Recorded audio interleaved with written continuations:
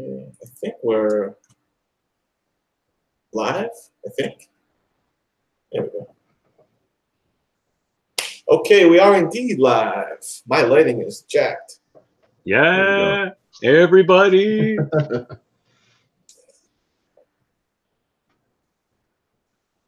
Okay, put my volume down. All right, welcome everyone. This is the ComicHead and Friends Friday Night Live Extravaganza. Last week we went through our top 5 DC movies, and now me and this gang are gonna go through the top 5 Marvel picks. So let's go through and introduce this killer's row of comic book enthusiasts. First up, for his first time on the live mic, but he's put out plenty of videos. He's been around the block. He's got a long box or 30 or 50.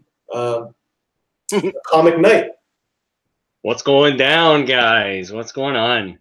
So yeah, I think I'm going to be a good inspiration to this video because I'm all Marvel. If you check out my whole collection, I have like 30 boxes and it's all Marvel stuff.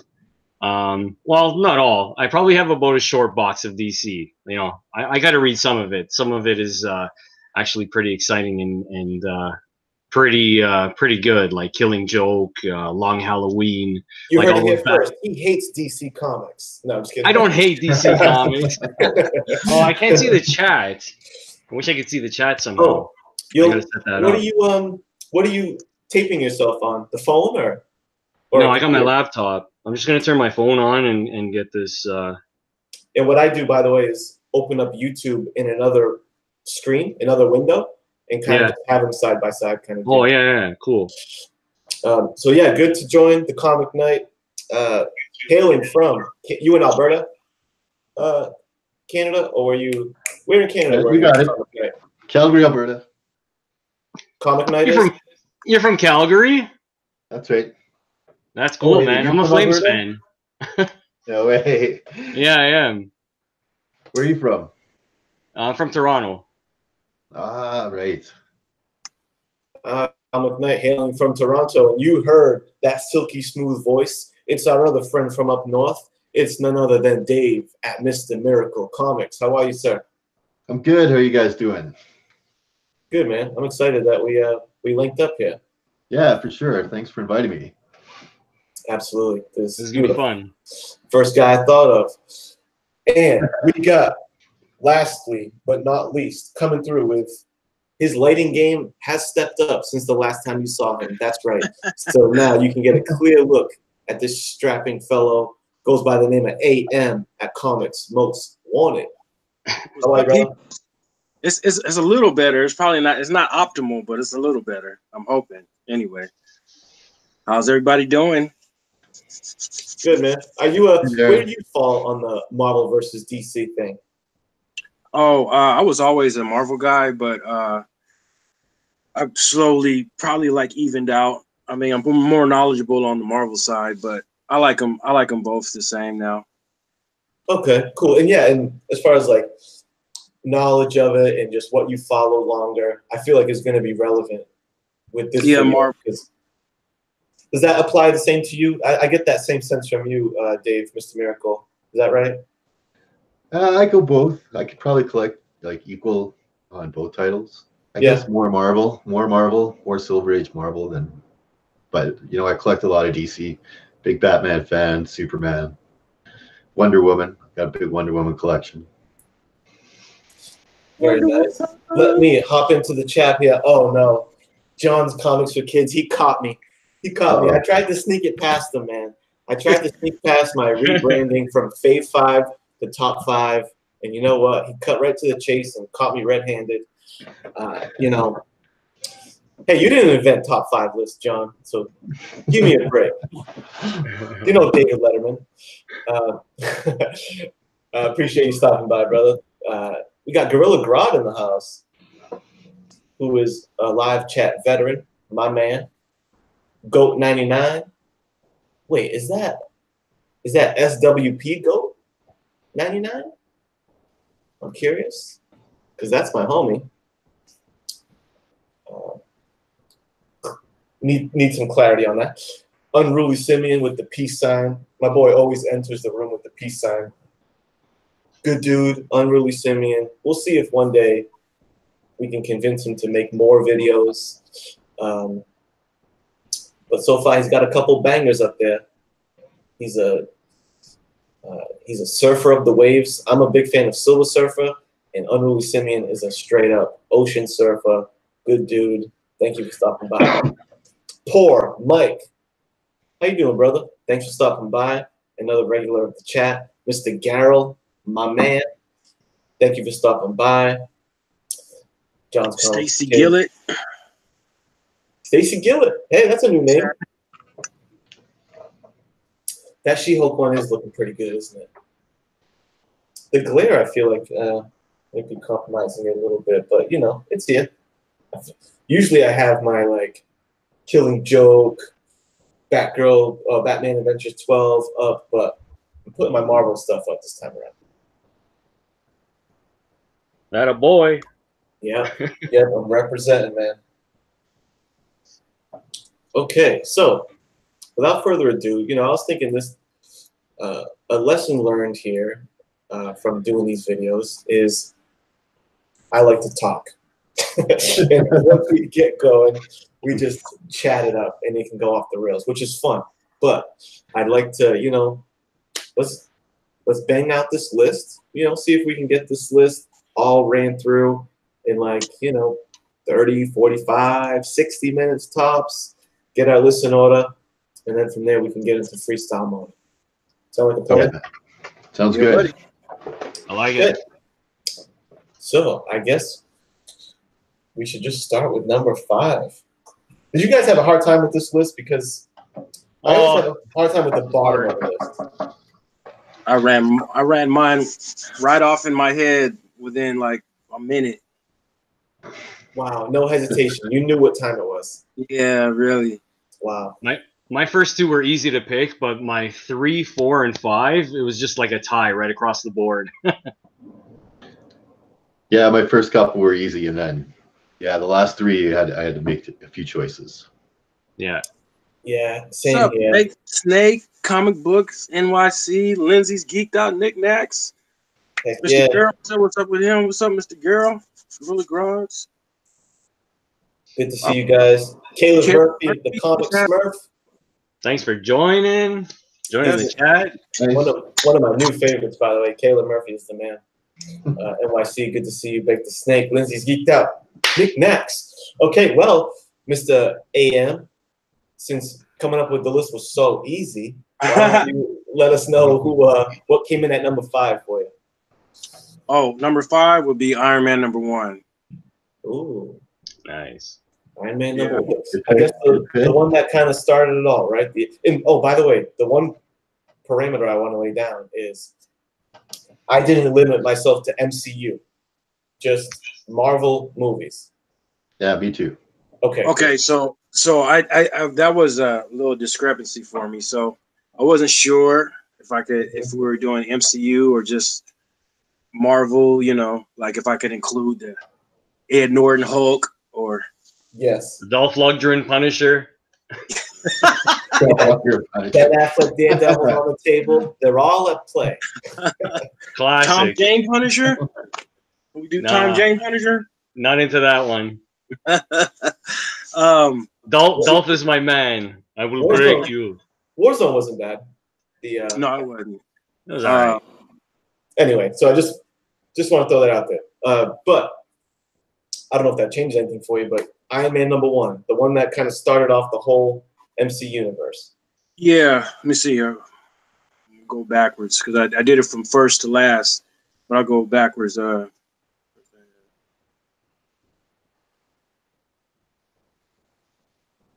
And I mean, Iron Man 1 is, I haven't seen the Iron Mans in a while. One thing I will admit, compared to when I put the last list together, I knew I was going to put that list together like a week in advance. And I rewatched a few movies. This time around, you know, I didn't get a chance to revisit much, which I would have liked to have done. But, you know, I still think I got some of it kicking around. But if I recall, Iron Man 1, I think, was my favorite of the 3 Iron Mans. Oh It yeah, was a good one. Definitely. Definitely.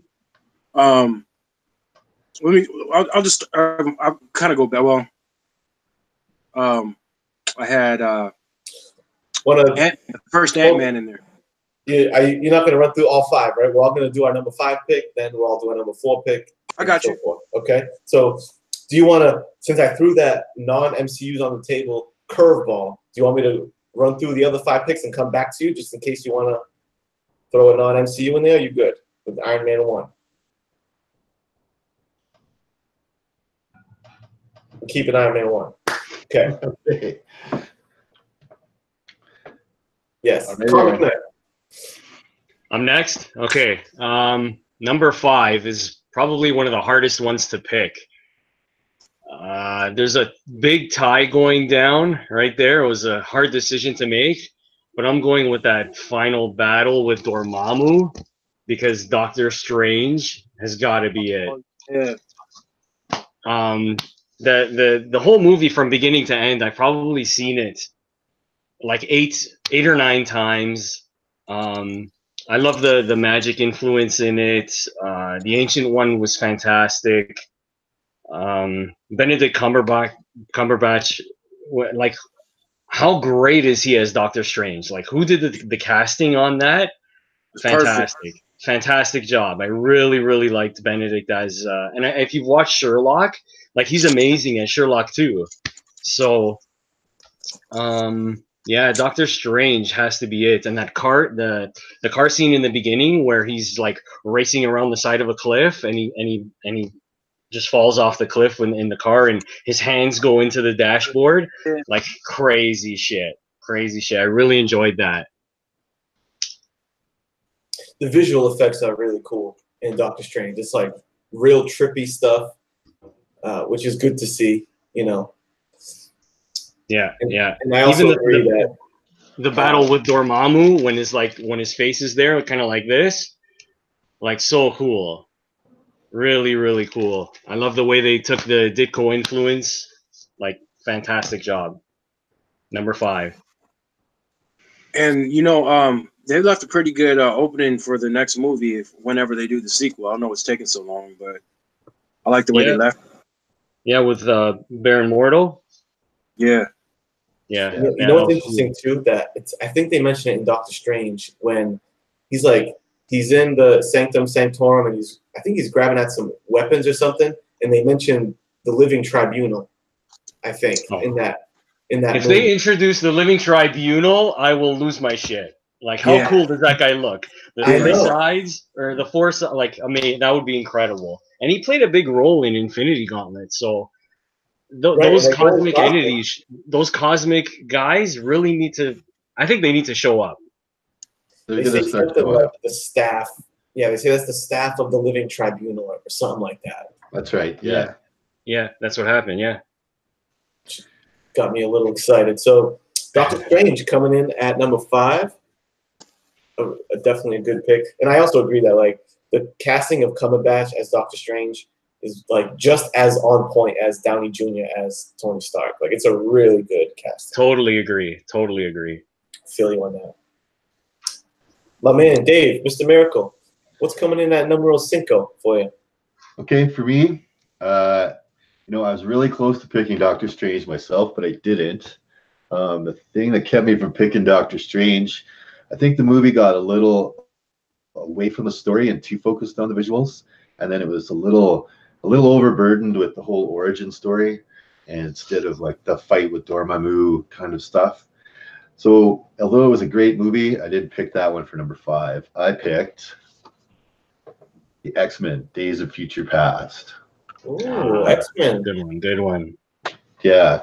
So for me, I really like this movie just because, you know, it tied all the old characters into the new characters. It really showed that Bryan Singer could still do a good movie. I mean, that Superman movie he did was so boring. And then, you know, he really knocked it out of the park with Days of Future Past. And then I know in the comic book story, it's Kitty Pryde that goes back in time. But I thought it was a much better choice to put Logan it back in time to put Wolverine back in time. Made a much better story. I mean, you want to send your A player for a big budget movie like that, right? So that was a smart choice, and I think it really made the movie flow much better and have a lot more action in it because Hugh Jackman was in it rather than, you know, having Kitty Pryde do all that stuff. But really just the way it united all the characters from both sets of movies, the old ones and the new ones, and you know, it did it so seamlessly and well. I liked it. Yeah, I mean, I'm not a huge fan of the X-Men movies, but I do maintain that X-Men 2 and X-Men Days of Future Past are two pretty solid movies. You know, I like the two of those. I'm not even that huge on First Class, but Days of Future Past and the original Old Man Logan. I right? really didn't like First Class. You didn't like First Class? Unfortunately, they're going to do that new one, and rumors there abound that it's pretty much a train wreck. That it's going to be a terrible movie. Dark Phoenix. I heard it was going to be bad too. Yeah. So, way to go on a high note, Fox. Yeah, I know. You almost want them to just scrap it, but there's no way they would at this point, right? They filmed. I mean, it's all filmed, right? So you can't avoid it. All right, solid number 5 pick for Mr. Miracle. My number 5 pick is also a non-MCU movie, and it's Deadpool #1, man. Deadpool. Nice. I love me some Deadpool. It's one of the few characters that I think is done better in the movies than he is in the comics. Recently, anyway. In the past, several years, the movies, I think, nail the tone better. I've never seen as comic accurate of a costume on screen before as they did on that Deadpool, not Daredevil. That one was not comic accurate. But as that Deadpool suit, it's eerily accurate. It was a fantastic suit. Fantastic. Right?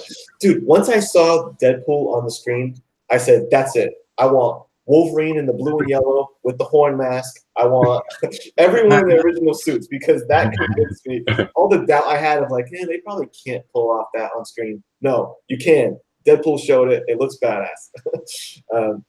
And you can totally tell that it's a passion project. How many comic book movies do you get that sense that it's this is a passion project of a singular team?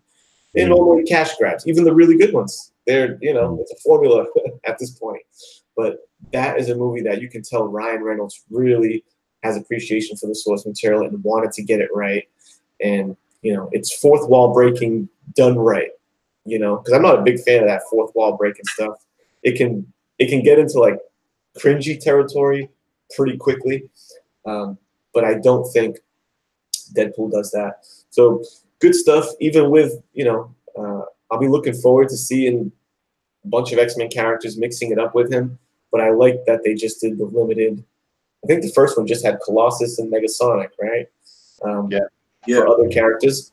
And I felt like that was fine, kept it small. Rated R, very important, So, yeah, I'm a big fan of Deadpool. And I intentionally picked 1 over 2 because I didn't think the sequel was as strong as the original. And man, you want to talk about casting? Ryan Reynolds is how do you beat Ryan Reynolds as Deadpool? Like he was literally born to be Wade Wilson. Yeah, honestly, that's dream casting. Yeah, totally. Ryan Reynolds, he is that character now. He did the same thing Tony Stark did, right? You can't you can't take another actor and put it into that role. You can't take Robert Downey Jr. and replace him as Tony Stark, right? Ryan Reynolds is Deadpool now. That's it. Yeah. Did you watch that new Christmas one that came out? I did not. No. Is it just? I didn't either. Down? I have no idea. Sounds like they cut out rated R stuff Yeah, they made a PG-13 version. Oh, it was just the original movie, and Yeah. that's it. Oh, with no with all way. the good stuff cut out. Oh my God. But I think the way they did it was because it messes with the narrative to cut a lot of the stuff out. So it's like Deadpool and Fred Savage from Wonder Years, and I guess he's like reading him the movie as a bedtime story or something like that. So there's some new footage with him and Fred Savage, but Like the Princess Bride style. yeah. Caleb, I'm just gonna run through the chat real quick. Caleb, that Thor statue is pretty epic, and it's a movie Thor. So I got this for Christmas from my godchild, my nephew. So I figured that was appropriate for this chat. Thank you, sir. Quicksilver in X-Men movie is really good. I like that casting and that character. Quicksilver in the X-Men movies. And, Comic Books NYC, so Disney is keeping Deadpool rated R down the line. Hell yeah, that is a relief. Because I do not want to see them neuter Deadpool. I really hope if they bring Deadpool into the MCU, they keep Ryan Reynolds. Like get Ryan Reynolds back into that role. Yeah, he's a huge factor. He's a huge factor. People won't even watch it. Like, it has to be Ryan Reynolds. Yeah, I agree. Shout out to my guy P, sup my dude, and Bodie B, my man, KL. Good to see you guys in the chat for sure. Those are some hometown heroes of mine. Really good to see you guys in the chat. Fake the snake. All right, let's jump to number 4. I get too chatty. Where do we start? AM. So you've had time to recover from the bombshell that we're making it wider than the MCU. Your last pick was Iron Man 1, the one that started it all. Well, I kind of wanted to throw Wolverine somewhere in there. I mean, Logan, but I hadn't thought of it, so I'm just stick with my original list because I forgot about that movie. So my number 4 is Ant-Man, the first Ant-Man. I really like that movie. Kind of like you guys were saying, you can't really picture nobody else as Doctor Strange. I think Benedict Cumberbatch is him now. Same thing with Ant-Man. That's Paul Rudd. They do real good on their casting, man. And I think he's going to play a real big part coming up in Avengers Endgame. Yeah, that was such a fun movie. Ant-Man it was a lot of fun. There were a lot of great jokes. Both of them are really. Eh? Both of them are. First one and the second. Yeah, I agree with that. It was a great movie. I like that pick. Yeah, I liked that it was geared towards like younger people. Like you could take a 10-year-old to see Ant-Man. You could take, you wouldn't have to be a 13 or 15-year-old to enjoy it. Yeah, it's wholesome. I can imagine watching it again and again on TV. I think that's why DC is trying to take a page out of their book. That's why they're trying to make Shazam a little more, accessible for the younger crowds. A little more lighthearted. I heard the knock on them is that their movies are a bit too dark. Yeah, they're going to try and get away from that dark stuff, and I think Shazam is a good start to that. And it's pretty fun. Yeah, man, and putting out kids' movies is just profitable. Like every year you see kids' movies are always one of the top earners because what do you do with your kids? You take them to the movies. And that kid wants to see that movie again and again and again. They're crazy for them, right? Plus you're paying for their tickets and your own tickets. Like you're double dipping on the movie. So putting out kids' movies for big franchises is a smart move. Real smart move. Yeah. That's the next wave. Part 2. Did you watch Ant-Man Part 2, the sequel, Ant-Man and Wasp? Oh, yeah. I love it. You did. Yeah. Did you, personally, when I saw that movie, I held the sequel in higher regard than the original. It was a funner movie as far as action goes, but it kind of screwed up with making Ghost a girl, in my opinion. I don't think there was a need for that. I think they were just trying to appease a certain crowd or whatever, but I see no Yeah, what is slow mode? I see Goat99 asking what slow mode, because it says that on mine too. Slow mode is on. It says that on what, the chat? Well, it says if I were to type something, Yeah. it says say something, slow mode is on. Oh, slow mode is on. Yeah, I don't know what that is. Whoa. Let me work on that, guys. I don't know what that means. Could be on my end. I don't know. No, I mean, if it's my, your chat is in slow mode, man. What the hell is slow mode? Burke Nasty. What's going on, bud? What How you the doing? fuck is slow mode?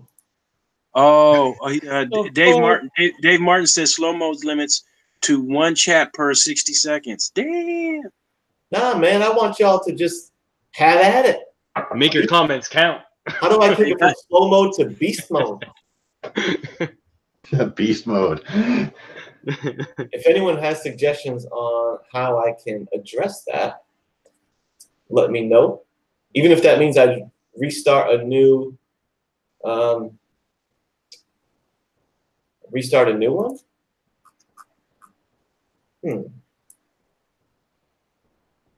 How the fuck do you do slow mo? That's crazy. Just Rican and his comics is in the house. Yes, sir. 90 MF Comics bounced. Peace out, brother. Thanks for joining. He said he's gonna catch you on the get back. Appreciate that. Thanks to everybody in the chat. Thanks for showing up and watching us, even though it's down to 1 comment per 60 seconds. And Mr. Dave, Miracle ain't got no Kinda sense. rough. and Dave Martin, don't forget that you are a moderator. So if that gives you any kind of abilities to do that, have at it. Allow all comments on your channel. Allow all comments. Sorry about this, guys. It's all right. You know what? You No guys worries. work on that. I'll go into my number 4 pick. Yes. Sound good? Yeah. All right. Guardians of the Galaxy, number 4. It has to be. I know. I'd assume that this might be a little bit low on the list because that movie was like really friggin' great. But I have some nostalgia for some other movies on my list that really hit me as a Marvel fan. Guardians of the Galaxy was fantastic, though. The way the team comes together, all the different characters. Like Marvel really knows how to execute like 15 characters inside one movie and make it great. Make that great.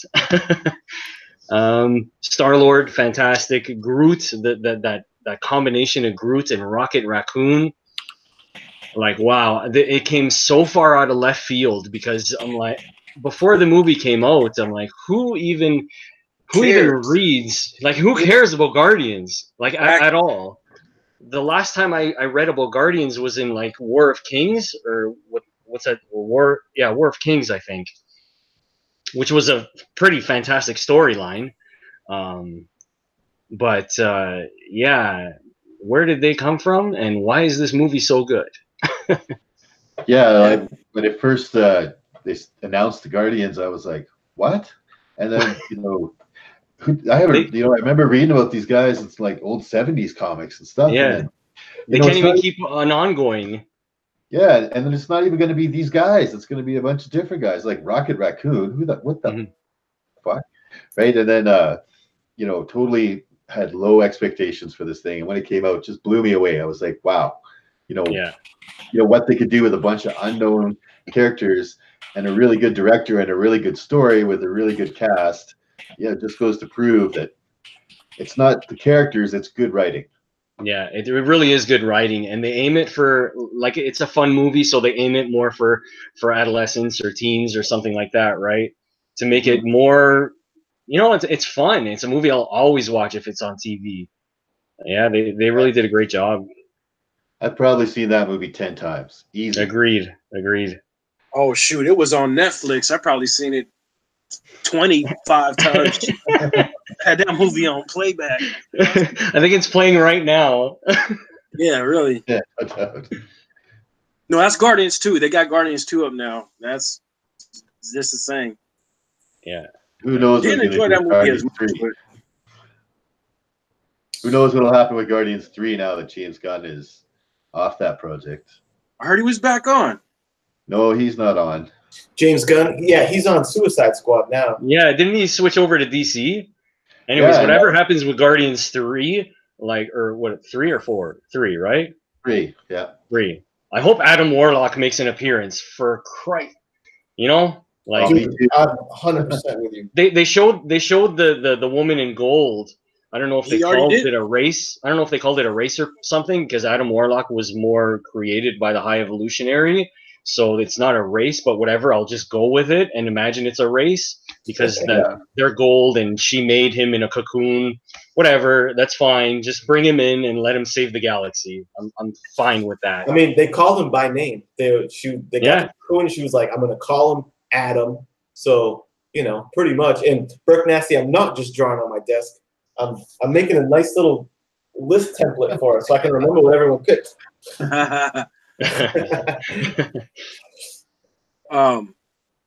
Yeah, I don't know if they're gonna follow the you know how he went from him to Adam Warlock.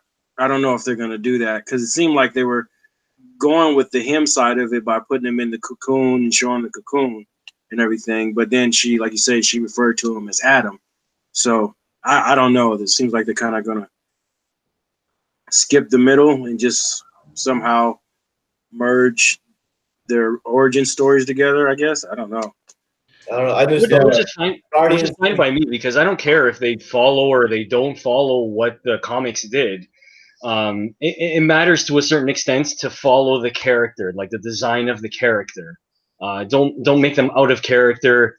How they come into the story, it matters, but it kind of doesn't. Like you're looking for a good movie, and if bringing them in a certain way gives you a good movie, that's fine. I just want the character to be right. Yeah, if they need to change a few things up, they need to change a few things up to get his origin story to work for a movie. I'm fine with that. Like if you can't put the High Evolutionary in there because it just takes things way too left field or whatever, you know, figure out a way as long as the essence of the character stays true to itself, right? Yes. And yes, Adam Warlock is, you know, Adam Warlock is such a great character. And if you look at all the money that's around, you know, Jim Starlin's writing and Jim Starlin's work, and you know, Warlock was Jim Starlin's baby. You know, I think it works. You can tell it works.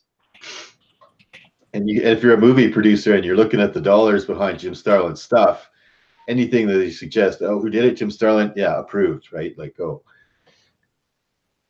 Yeah, man. I just feel like I agree with you. Sometimes you got to make tweaks for the sake of you're in a different medium. You know, you're going from an ongoing comic series that has the benefit of like a bunch of continuity before you to a 2-hour movie, and it's like you're working within different parameters. You know what I'm saying? But with that being said, in the next Guardians movie, you got to do 2 things. You got to introduce Adam Warlock, and you got to introduce Nova. You know what I'm saying? Like, no doubt about it. That's what the 3rd movie needs. You know? Yeah, I'm surprised they didn't have Nova yet, like Richard Rider, right? They got the Nova Corps. Yeah, it's like, where's Dick Rider, man? I need Dick Rider in the Guardians movie. Where's my boy? Where's my boy? There's Dick Rider. Oh, there he is. I need him. I need him right now. Damn, you had that on deck, huh? Man, I got 30 boxes around me. I'm insane. I don't get it. We get it. Don't worry. Yeah. I'm happy to be part of this then. And by the way, let me just plug for you because you know he's in Canada, so he's worried about shipping costs and stuff, which may be prohibitive to some. But dude, just know that the Comic Knight is the proud owner of like 30 long boxes collection that he copped. I'm not selling all 30. The first 20 are from my personal collection, but I bought a collection that's about 10 boxes, and I'm so obsessed I just keep buying more. Got books for sale though. I do have books for sale. This Sunday I'm actually going to a local comic convention. It'll be my 2nd show that I'm selling at.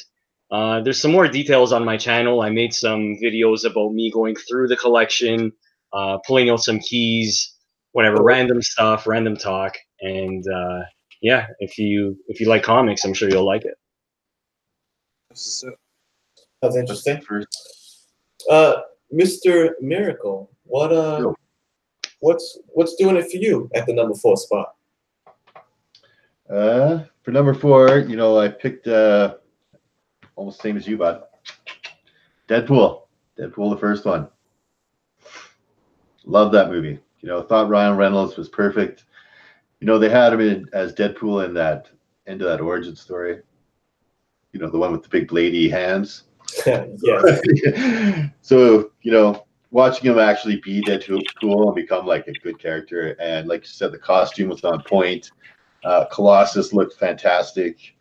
The Negasonic teenage girl, they changed her powers from the comic book. I know that they gave her more like Cannonball's powers for some reason, but she did well, you know. But so that was my pick, Deadpool, and you know, it was a really good for Deadpool to do so well. Really opened up the door for a lot more, you know, racier, rated R kind of comic book movies, right? Prove that it could be a really, you know, still lucrative in that rated R genre. So give it props for that too. Yeah, agreed. And I had never heard of Negasonic Warhead before.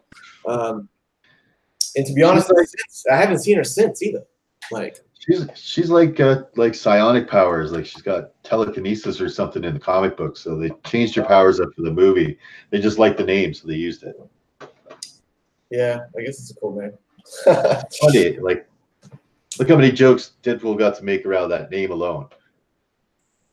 I thought she looked badass. I like the look of the character, especially in part 2. They even like fine-tuned those costumes even a little bit better, and she was looking pretty badass. I just wish her demeanor was put inside Colossus, because Colossus was too much of a like. No, he needed to be more of a, you know, testosterone-driven monster. They definitely went like Gentle Giant with Colossus. Definitely. Yeah, but they needed somebody to like play off of Deadpool, right? To be the goody two shoes to Deadpool's, you know. Yeah, it worked for the movie for sure. Right? Yeah, I agree. It worked. Yeah, and Goody Two Shoes isn't that far off for Colossus, I don't think. You know, well, when he's around Ileana, he's more of a, you know, he's nice. If you read like Bronze Age X-Men comics, he's pretty naive, and he's always like sad and whining about Kitty Pryde not being his, you know, and this and that and everything. Yeah. Oh no, I lost AM. Let me send him a quick re-invite, because he's missing on your guys' screen too, right? Oh yeah, he disappeared. Let me just send him a quick thing. My number 4. Well, what's happening in the chat, Dave? Anything noteworthy in there while I try to get our boy back in the mix? What's the first appearance of the High Evolutionary Relic Rod? Is that Thor? Yeah, it's Thor. 134? Oh, I'm trying to remember it off the top of my head. 134? He's later than that. It's around 154. I think you got the 4 right.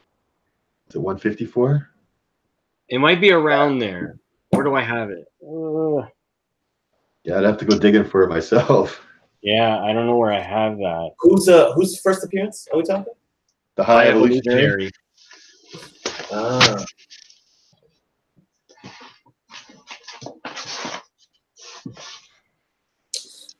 Yeah, I'm not sure.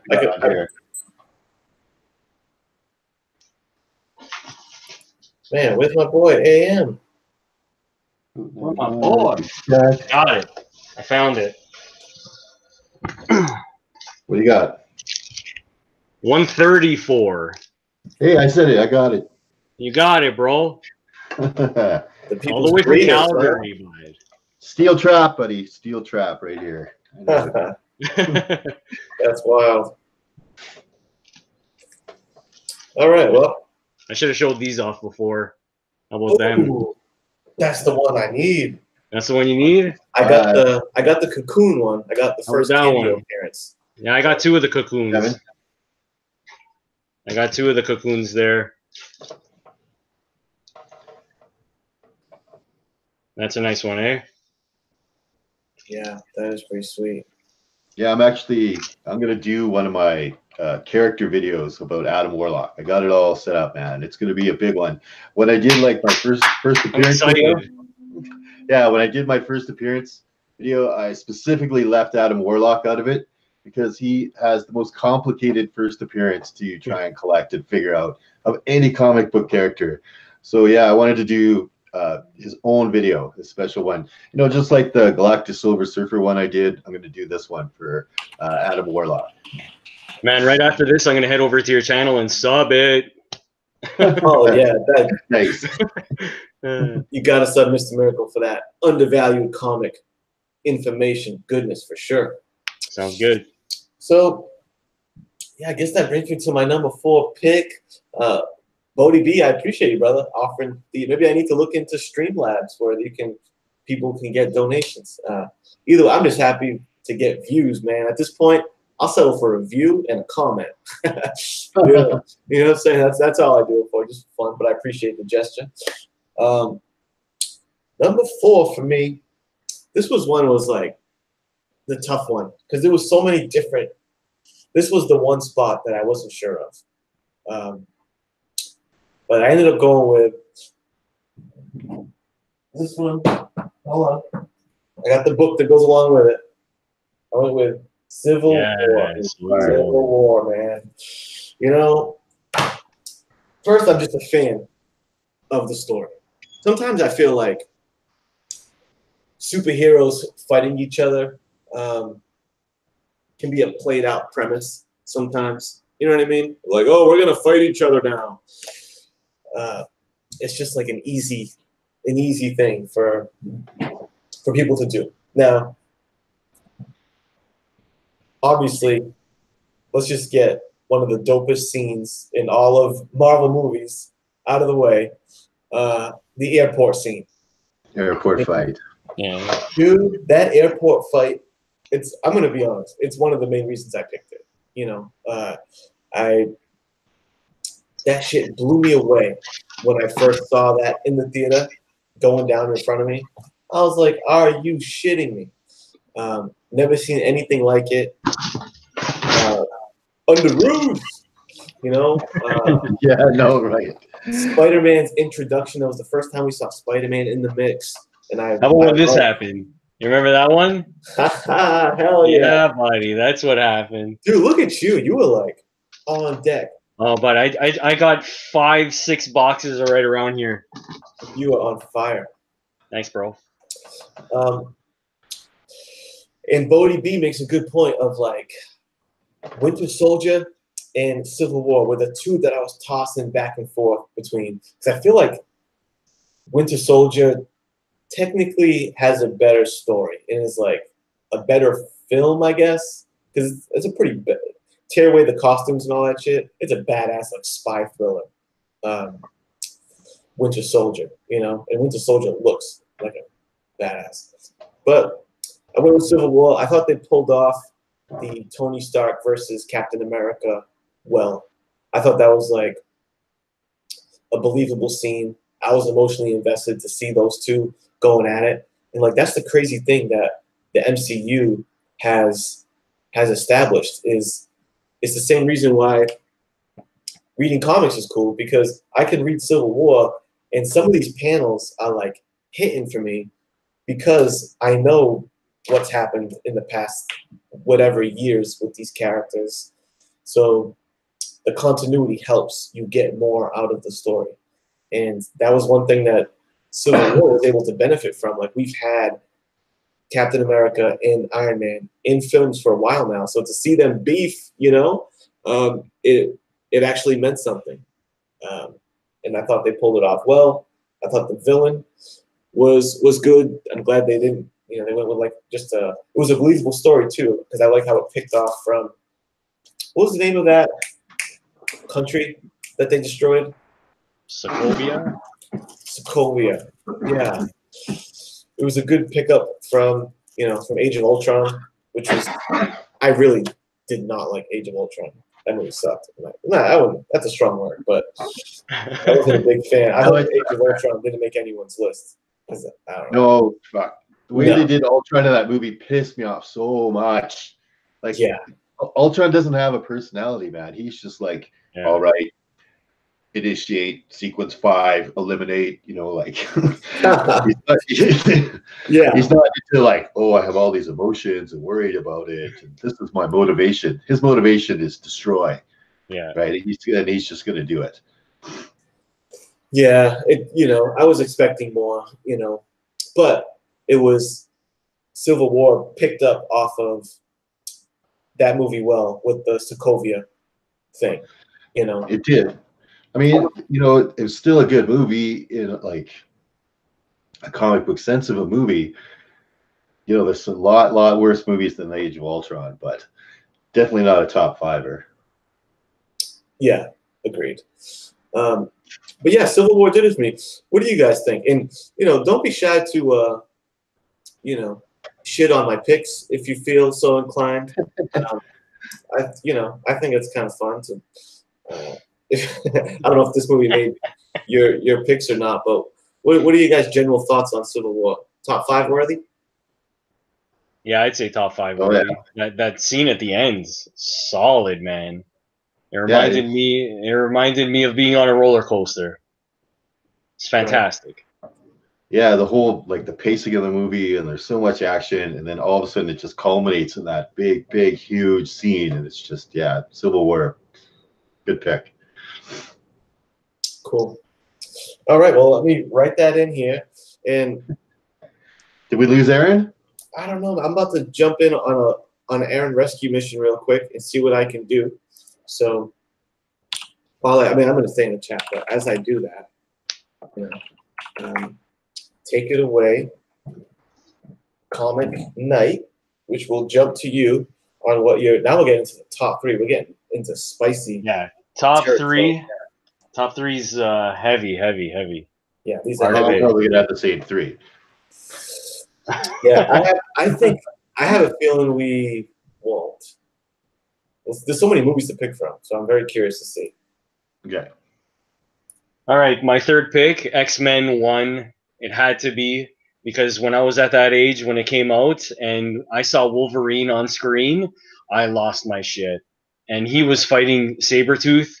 When the tree cracks and it falls and Wolverine's in there and he's in the snow, it just reminded me of that scene by Barry Windsor Smith, the cover of Weapon X. Those covers were fantastic from Marvel Comics Presents. Anyways, he was in the snow and he's like turning around and his claws come out.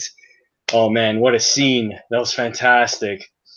And the bar fight when he when the guy, the bartender comes at him with a gun and he slices the gun in half.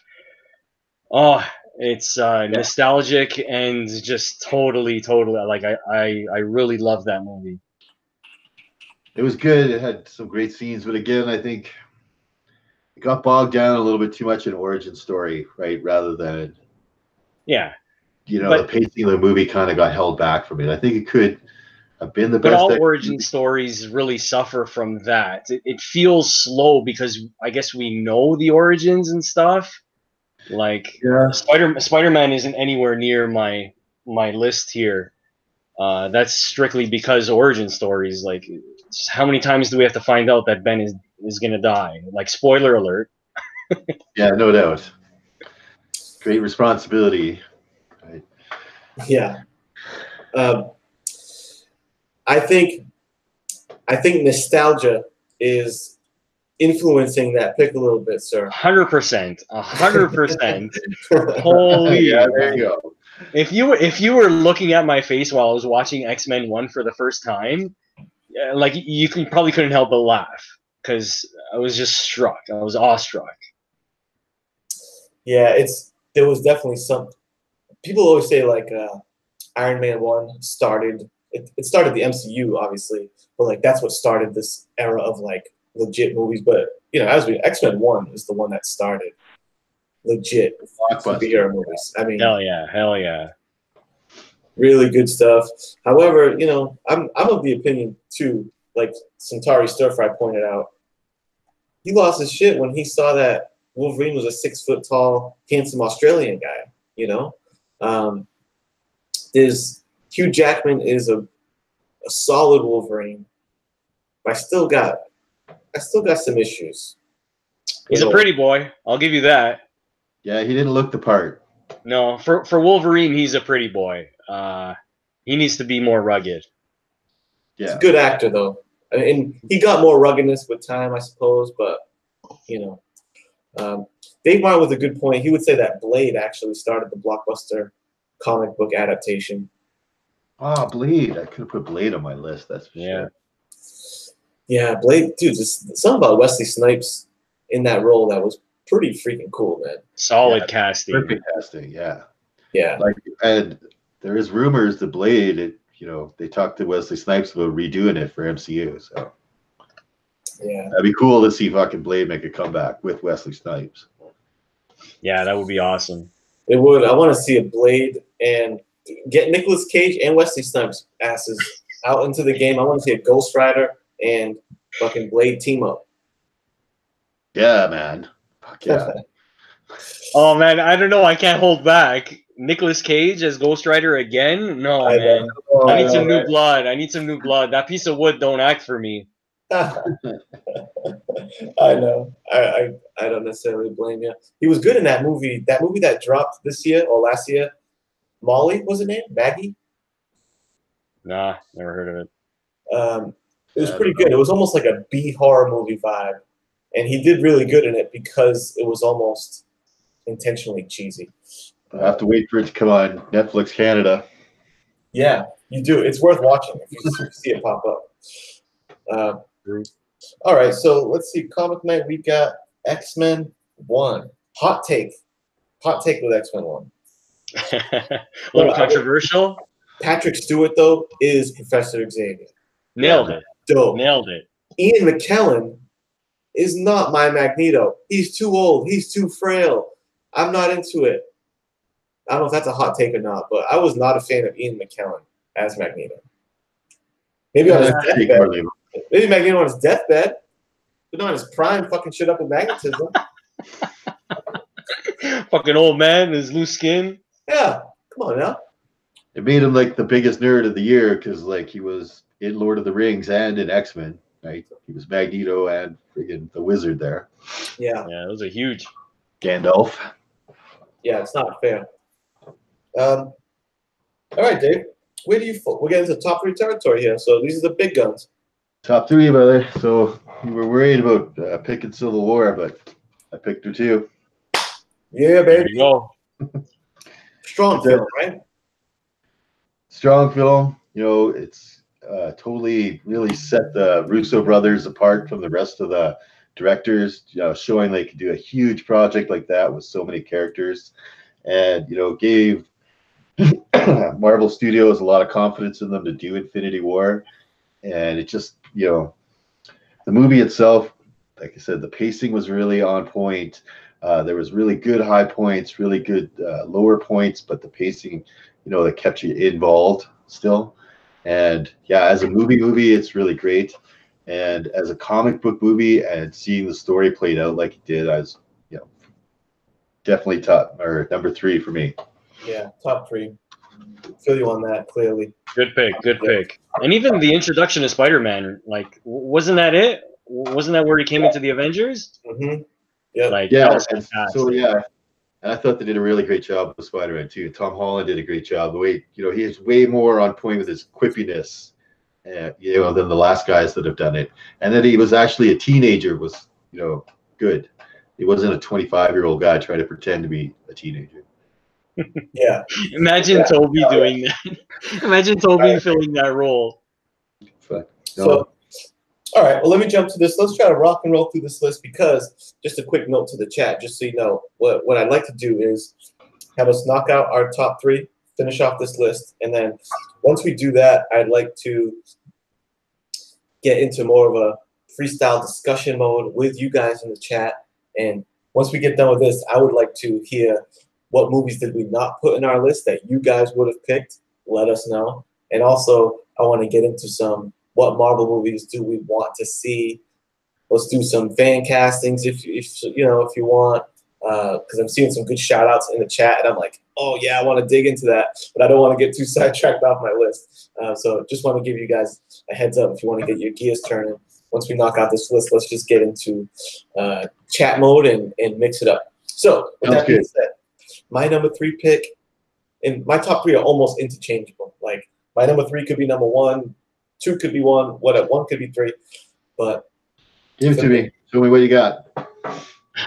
Guardians of the Galaxy. Guardians of the Galaxy is a game changer.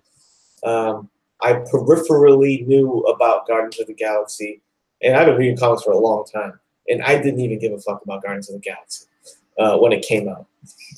And now I am like straight up invested in this team of characters. Peter Quill is one of the coolest leading heroes in the whole MCU.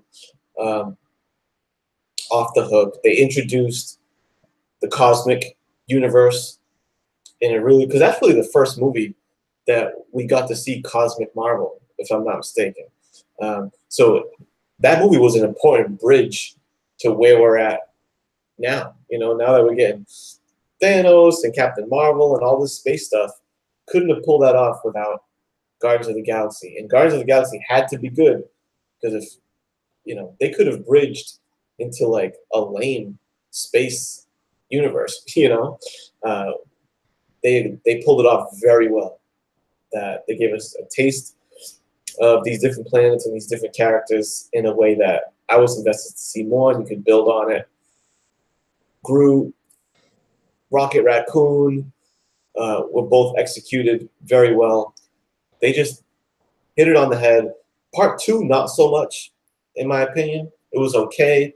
Ego the Living Planet storyline was, you know, take it or leave it, I guess. But number 1 nailed it for me. And it's got to be number 3. Yeah, man. Great pick. Great pick for sure. And we talked about it a little bit.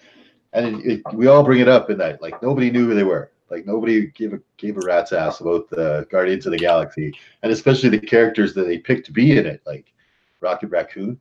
But they knocked it out of the park. And I'm thinking that's a lot of the way that things are going to go with the Eternals. Like, a lot of people don't know the Eternals at all. They don't know who the Eternals are. And, you know, hopefully here with Marvel can do that same sort of thing and introduce a bunch of characters that aren't really, you know, A-listers, and just really bang out a fantastic cosmic style movie. And I think they picked the Eternals a lot because they screwed up with the Inhumans, and then, you know, so now they needed a team to replace them. Yeah. But yeah, so, you know, I have a lot of hope for the Eternals. I guess they start filming the Eternals. It's going to start filming in August. They'll start. Oh wow! Yeah, because you know what's nuts is that what I like about Guardians is I feel like the success of Guardians is gonna almost give my band's back. AM. Hey, there he is. Good to see you, brother. Just in time. Just in time. Yeah, I'm back. Sorry about that. It's all good, man. It's all good. All I was gonna say about the Guardians movie is that the success of that movie, I feel like, is gonna make Kevin Feige and them feel more comfortable to make those movies. And all these off-brand characters that are not household names, Feige is gonna give them permission to do that. You know what I'm saying? Because it was such a success. Damn, man. Here, we don't need any more crotch shots of your. That's okay. I muted him while he's handling his biz. There you go. You know, don't you think that's a good point, though, of like, please validate my opinion, guys. No. Yeah, nailed it. No, it was just a lot of ruckus over it. I think, luckily, Guardians was successful, and I feel like that movie's going to make MCU okay with doing off-brand characters like Eternals and stuff, you know, so good thing that movie was. We're very hopeful. Like, I have faith that they'll do something good with whatever else they come out with, like Eternals. Yeah, they're good. Word. I'm going to add it to my list here. Where am I? Guardians. Got to get back to Aaron. It's got to be his pick now. Yeah, let's see if he's ready for action. How do I unmute? Oh no, how do I unmute? Oh no. Eject. Oh no, don't eject. Muted. Dude, how the fuck do you unmute? Uh-oh. Oh my god, that comment. More crotch shots in this video than a Michael Jackson music video. I just Go read. 99. I was like, Y'all better leave me alone, Dan. Oh, I think I can hear you now. Hold on, present to everyone. Say something, AM. What's upper? Okay, we in. Good timing, bro. We all just went through our third pick, and that's where you left off. So far, AM's picks was number 5, Iron Man 1, number 4, Ant-Man 1. Where you at with number 3, dog? Thor Ragnarok. Ragnarok, baby. Ragnarok. Yeah, that was actually, to be totally honest, y'all are probably gonna talk smack, but I actually like number 2 as well. But Dark World? oh, man. No. Yeah. No. Hey, I liked it, man. I can't front. And you guys are really gonna hate my number 1 then. Hold on, I think the camera's locked on. And now you got that's the friggin' Aaron show. Yeah, I got it as the Aaron show. It's all you, bro. Take it away. God damn it. I don't know what the hell I'm doing. Yeah, he's looking sharp, though. Yeah, Sharp. He's looking sharp. I shaved my goatee. yeah. Hell yeah. I can't even be mad at that. All right. There you go. I think we're back in action. Yeah, he's not doing a show by candlelight today, so. Are we back in action? No, right? Yeah, we're good. Yeah, we're It's back in switching. Yeah, there you go. Yeah, switch it up. No, it's not changing over though. All right, let's get us to number 2. All right. Number 2. For Aaron. No? Yeah, since the camera's stuck on you, go ahead, Aaron. What's your number? No, it's switching. It's good. It's not. No, it's not. No? It's switching on the Hangouts, but it's not switching on the YouTube channel. Oh. For me, it's not even switching on the Hangouts. Oh, it's starting to switch on the Hangouts now. Okay, I'm just gonna manually control it. It's okay. Go ahead, AM. Okay, my number 2 is Gosh, what was my number 2? Oh, Civil War, Avengers Civil War. I mean, Captain America Civil War. Civil Good War. pick. Good pick. Yeah, that's my number. I love that movie, man. Yeah. The I've team heard a up lot- was fantastic at the end. People were on the fence about it, but I don't see how you could. I mean, just off the action alone, it was a great movie to me. Hey, we weren't on the fence. You're the third guy to pick that one. Yeah, we're all in agreement, bro. Civil War was a banger. How about that airport scene, right? Yeah, that's what I'm talking about, man. Especially what the Vision did. I don't know if people really tripped off Vision fighting in that scene. He's pretty badass. Yeah, this is the straight up Civil War fan club. Totally. Okay, let's see. And I'm trying to do a little test to see if it's switching on YouTube. Yeah, it is. Okay, it's switching on YouTube. It slammed Giant Man. That was probably like my favorite part of that fight sequence. Yeah, straight up. And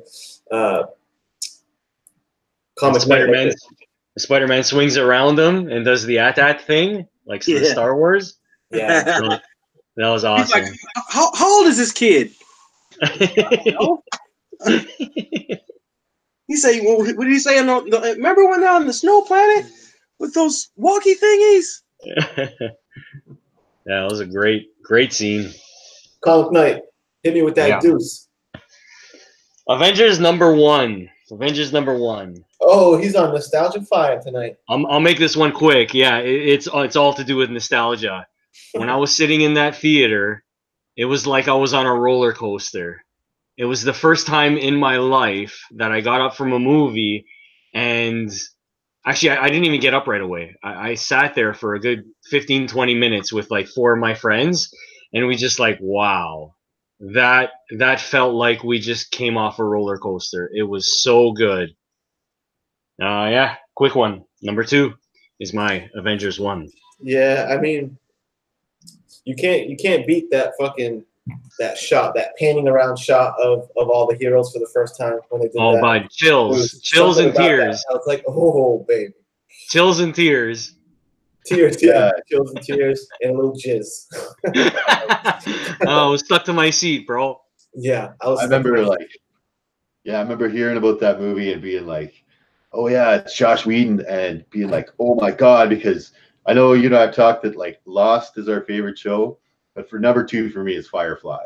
So when I heard that the director of Firefly was going to do the Avengers movie, just totally blew it. And if you've ever seen the movie Serenity, that's such a good movie that I knew like the action that he was going to put into Avengers.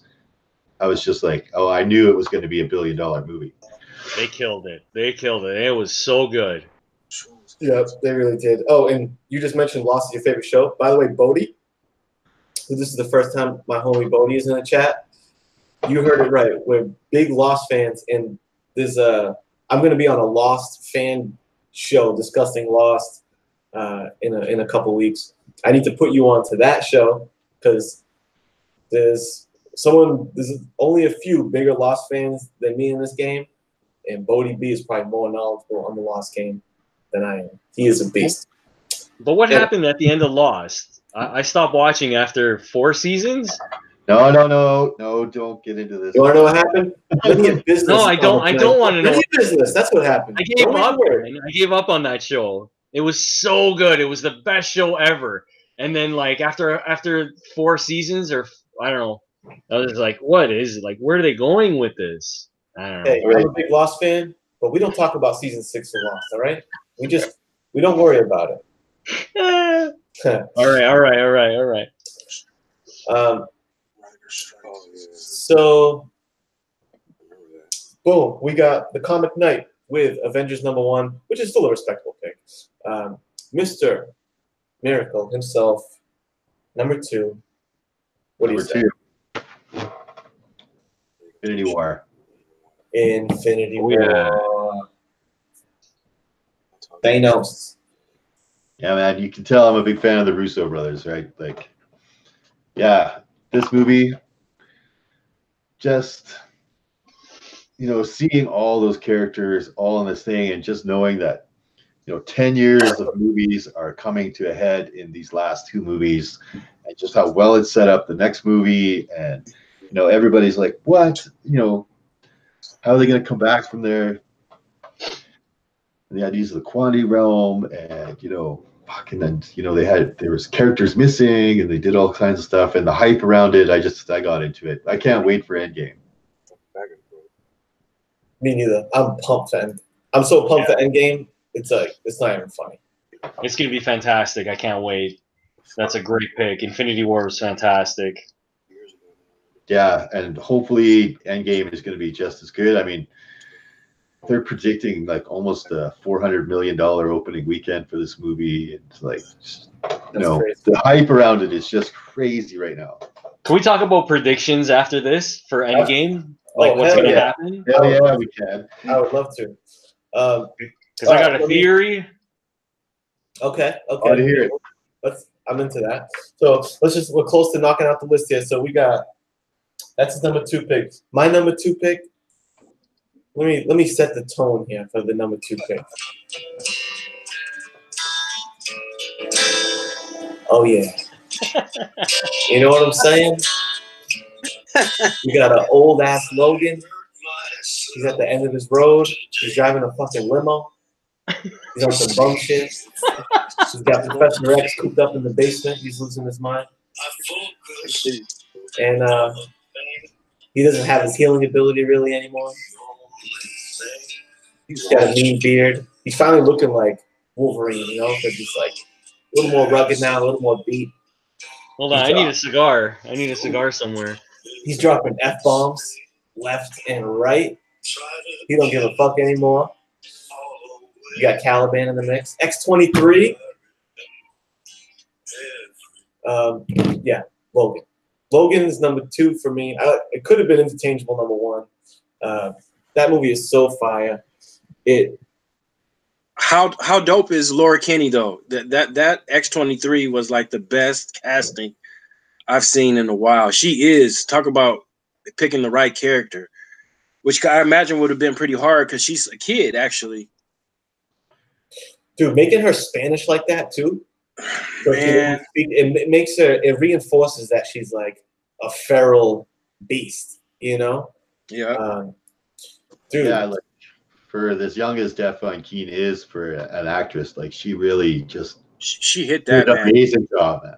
Yeah. Amazing job that she did. All of the actors in there did an amazing job. Like, yeah, that was the best Wolverine Hugh Jackman did. That was the best Professor X that Patrick Stewart ever did. Yeah. Who's the guy? Stephen Merchant, who did Caliban. Caliban. Merchant did Caliban. Awesome. Like, just fucking awesome job he did. Even my man with the bionic hand, he was dope too. The guy plays in the new Predator movie. He was dope too. The villain. Yeah. All my friends who watched Logan friggin' loved it. Comic book fans and people who don't care about the medium. Like, everybody loved Logan. Yeah. It was a sick movie. Bodie B, that is hilarious text, and don't think I don't know every word of that either. Yeah, man, Logan is just on another level, and it would, you know what, it'd be number 1 for me, but it has one flaw, and it's a flaw that most movies have. It's a flaw that my number 1 pick does not have. And it's one of the reasons, there's many reasons, but it's one of the reasons why my number 1 pick is cemented at 1, and this one has to be 2. So they're really not interchangeable. Because so many movies have a villain problem. And even though this movie didn't really need, you know, a villain that, you know, but I mean, every film is a villain, I guess. But I didn't like Wolverine, Logan, fighting a clone of himself, a younger clone of himself at that house. I don't like that shit. Whenever you're fighting a clone or whatever, I'm not emotionally invested. I want to be emotionally invested in the hero and the villain, both participants. I don't care about this stupid clone. Why wouldn't you get Sabretooth in that mix, dude? I totally agree. That I totally agree. Maybe the greatest superhero movie of all time, cemented if you change that one scene. Get a really legit actor, because this is a pretty low budget movie, I think. Cough up some dough for a legit actor to do a beautiful Sabretooth performance, who comes back for whatever reason to that house, and Sabretooth is the one that murders that family that took him in, and they have a battle to the death instead of some stupid doppelganger Logan. Wouldn't that be mind-blowing? That's my biggest beef with comic books and comic movies, when they put a hero who has this sort of identity and do the exact same thing in the villain, kind of like Doctor Strange and Baron Mordo. Iron Man in Iron Man 3, like, who was the villain in Iron Man 3? There was like hundreds of Iron Men he had to fight. I don't like that. I don't like the same character fighting his like reverse self. Like, I'm not a Flash fan, but I know that there's like that negative guy or whatever. Yeah, Reverse Flash. I like a new stuff, character, guys. a new personality, a new you know, a new gimmick or whatever you want to call it, something different, fresh. well, Professor Zoom gets a lot of love, though. I always hear people talk highly of him. The Reverse Flash. Yeah, I hear that too. I don't read any of it, but I think the reason why they did it is because it seems like there was supposed to be a little more story emphasis on Laura Kinney, X-23, being a clone somehow, and I think that might have, you know, not even made it to, you know, stayed on the cutting room floor. That's, you know, that would have made his clone, Wolverine's clone fighting him, his younger clone, that would have probably made more sense had they elaborated on, Laura Kinney being a clone of him instead of you just kind of gathering that when you seen her claws pop out in that first fight scene in the junkyard and then it pop out of her feet. You know what I mean? Then if they had said, well, yeah, she's a clone of Wolverine and kind of let that be known, I think it would have went over better when Wolverine finally, fought a younger clone of himself. But since they didn't address it, people were just kind of like, it was up in the air. Yeah, that's a really valid point. They're playing the clone train. Yeah, but I don't think they did it right for whatever reason. Probably time constraints and stuff. Yeah, I don't need Clone Wars, man. I need, especially if this is going to be the swan song of Wolverine. When did we ever get a truly classic Wolverine Sabretooth battle?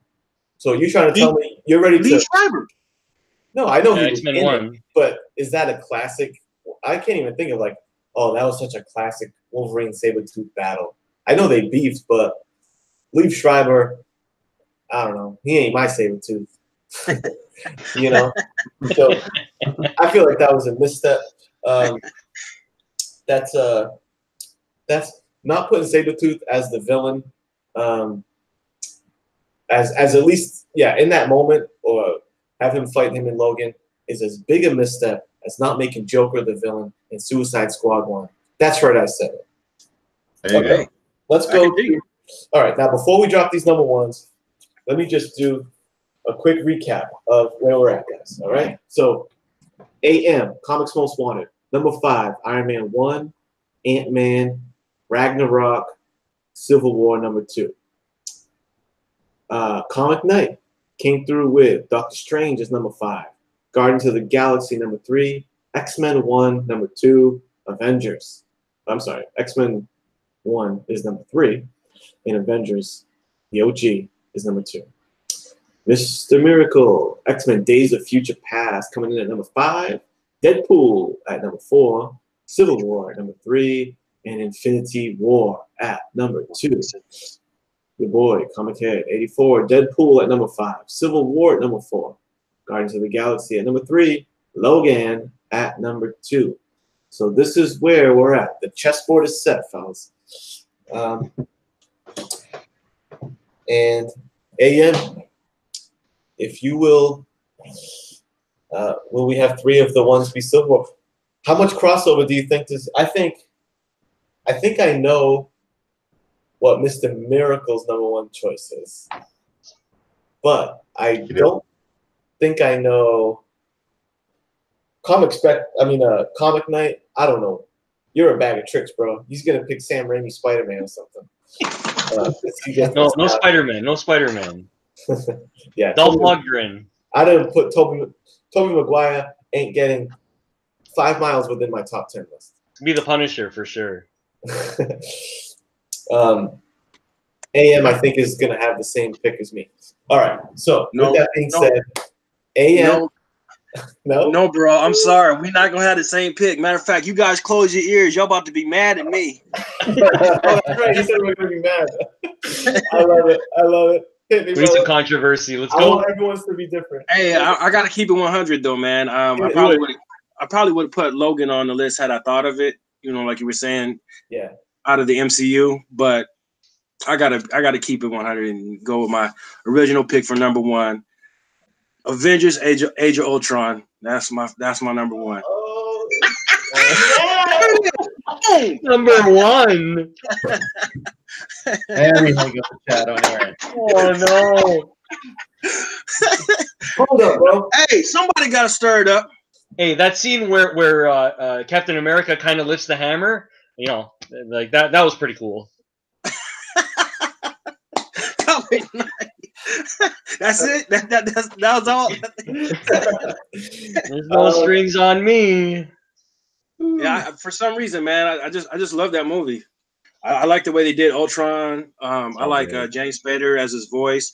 They gave him a personality. Remember how we were talking earlier about how when stuff is not made exactly like the comics for whatever reason, and I've like you guys were saying, he was basically just a one-trick pony robot, only following commands, only following commands.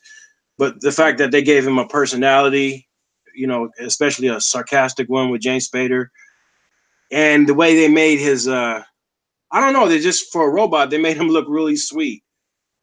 Yeah. What was some, I'm trying to think back, like, what were, like, the defining moments in Age of Ultron? Is that the movie? Because Loki's in that too, right? Is that the one where Hulk ragdolls his ass, or is that Avengers 1? That's Avengers 1. The one I'm talking about, he cuts off Claw's arm, Ulysses Claw. That's basic. They kind of like tell the origin of Quicksilver and Scarlet Witch, whatever continuity they do that in. I mean, it's not really their original story, I think, because Scarlet Witch and Quicksilver were created by, gosh, I forget. I was trying to come up with like some. I was trying to think of some hot scenes to help you out. Shoot, I thought all the scenes with Ultron were pretty badass. Like the first fight scene. You're up against. So we got the airport scene in Civil War, right? Yeah. And I'm like, hey, AM, what's a dope scene from Age of Ultron? Yo, remember that third string character Claw got his hand cut off? No. I was just saying, I was the tightest scene in that movie was actually probably when they first fight Ultron. When he was like, so I could do this, and he throws out his powers, and Cap and Thor have to fight for their life against the rest of his cronies. It's pretty badass. No, I'm teasing you. I will say, they introduced Vision in that movie, which is good. I like Vision. I'm a fan of that dude that plays the Vision, the way that he looks, because Vision could easily be like, I don't know, not well executed, but like I'm invested in the Vision. He was cool, and you got to have Vision if you're going to bring Ultron in the mix. So that was cool. You know, it was a really good scene. It's like, what do you call it? Avengers Ultron's version of that scene where the camera pans around the team in part 1. There's like this final battle scene. I think it's in Sokovia. Yeah, they're fighting in the team thing, and they're all beefing. And it's like, dude, that's an amazing scene, right? All of his robots are attacking him. Hulk is like, I think Hulk bit one of them and ripped it apart. Yeah. That scene is pretty badass. There's good scenes in that movie, Aaron, but man, some of the story just, if you're a big comic fan, if you're a comic fan of Ultron, it really kind of annoys you, that movie. And also they really screwed with his origin story. Like in the comic books, Hank Pym makes Ultron. Hank Pym creates a prison. He creates a special prison called the Big House. And it's actually a shrunken prison where he puts supervillains. And he needed a guard to guard the prison, and he created Ultron to do that. And then Ultron got loose and, causes all this havoc. Because Hank kind of gave him programming where he's like, he wanted it to make like a perfect world kind of thing, right? And that idea got loose in Ultron's head, and he got loose. So it would have been cool if they kept it with the Big House and Hank Pym. I mean, they got Hank Pym in the movies already. They could have done it. And the idea of that super prison, because now there's all these super villains and shit. You can't escape. Only thing with that is, though, if you did that, if you followed that, you wouldn't have to throw in Wonder Man, because Vision actually comes from Wonder Man. Yeah, he got Wonder Man's thoughts ingrained onto his head, along with another character called the Grim Reaper. And they play with that kind of idea of where Ultron or where Vision's brains come from, because Ultron created the Vision, and he was originally going to occupy the Vision's body, right? That's true. Yeah. Yeah. Hey, I'm not mad at it. Yes, you are. I am mad at that pick, but I'm not mad at you, AM. You're still my guy. I like getting fired up. So, Comic Night. My number one pick. Number one pick. The Menace makes the man, but in this movie, the Menace makes the team all die. Infinity War. Avengers: Infinity War is my number one pick. Oh, baby Jesus! Man, when you got Thanos in the first like 30 seconds, kill someone, beat the shit out of the Hulk, Oh man, what a movie! And everybody cried. Everybody in the theater were crying. I think it was fantastic, and What part did you cry at exactly? nobody expected everybody to die, especially that last scene with Peter Parker. Yeah, that was so cool. I'm What happy about to see Gamora? I'm happy to see the villain win. Nobody felt sad for Gamora when she got thrown off the cliff. No. Flat. No. Yeah, I know. I was as too far happy as, to see the Red Skull. dude, I was bugging when I saw Red Skull. That was Red a nice Skull, touch. yeah. And you know that's not Hugo Weaving, right? Oh, different He did actor. different Yeah, actor. Yeah, He didn't want to do it no Yeah. more. He didn't want to do it no more. Oh. Famous Yeah, guys that did it once. that Peter Parker scene actually was emotional. That was the one scene where I was like, "Oh my god, I'm like feeling feelings right now." And he's like, they played it so well. He's like, "Mr. Stark, I don't feel so well." Pretty good. Well, why don't I just so number one for Comic Night, Infinity War. No, And- scratch it out. Put Ghost Rider: Spirits of Vengeance. no. Oh, come on. I'm gonna skip line real quick, because for my number one pick, all I'm gonna say is, snap, snap, baby. I mean, I might as well just piggyback on this so we can keep the Infinity War conversation going. Dude, incredible. The movie, the problem that happens in so many freaking superhero movies is the villains are weak. And this is an example of a villain done really well. Like, Thanos is a legit character.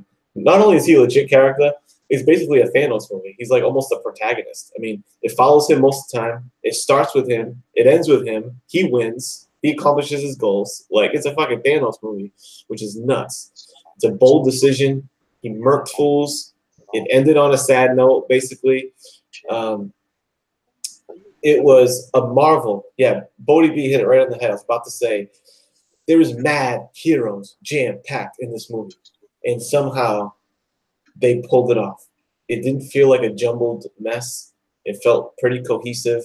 And, I mean, they earned it. This is like, you can't pull off a movie like that if you haven't been in the game for 10 years and building a universe. Because, dude, that's what I love about comic books. What I love about picking up a new series and read it is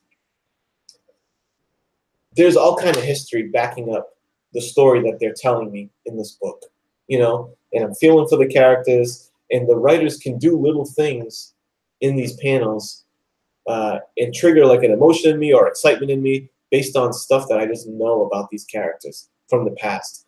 And Infinity War was able to do that. You know, we knew these characters. It's as close to getting a comic book story and throwing it on the screen as we've gotten yet. That is a comic book come to life, straight up. Incredible. Can't beat it. Graphics are all the latest, greatest. You know, Hulk looks great. Thanos looks amazing. Hot fire. That's it. Infinity War is the shit. Yeah, man. Russo's brothers just, you know, they knocked that one like so far out of the park, like grand slam. Crazy. And I think Endgame here is going to be, you know, even better. Like everything that's going to go on, and you know, now they got two movies now where they basically coordinated so many superheroes into this one, and so they're really practiced at it for Endgame, right? So I'm really excited to see Endgame. You know, April. Yep, countdown to April is right. And David Martin's is right. Go back in time to 1996 when Marvel's filing for bankruptcy. And can you imagine that, you know, we'd be counting down Endgame. Yeah, no doubt. It's nuts. Mr. Miracle, you have the floor, sir. What is numero uno pick? Should I cue the Johnny Cash music or what? Yeah, brother, you got it. It had to be Logan. Yeah. To me, this movie was just, you know, wow, like this is what I wanted a comic book movie to be. So much drama, but interlaced with all this different action and stuff. Like I said, the young actress Daphne Keane, she did such a great job as that. You know, Stephen Merchant, he did such a great job. Hugh Jackman, Patrick Stewart. Um, you know that whole scene where they're in the casino and Patrick Stewart's character, Professor X is having his fit and everybody's like paralyzed. And watching that whole scene where Logan's going up and the guys, you see everybody's paralyzed except for the guy's eyes moving, right? Just he gets stabbed in the head by quads. I was just like blown away. And literally by the time that scene was over, I was like, oh, I didn't know I could hold my breath for like 20 minutes, man. Like it was just so intense, So for me, it's definitely Logan. I love that movie.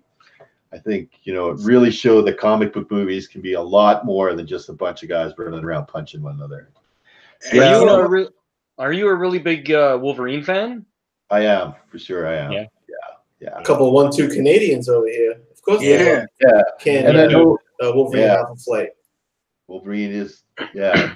But the director of that movie, James Mangold, I was really, really worried because he did Wolverine Origins too, right?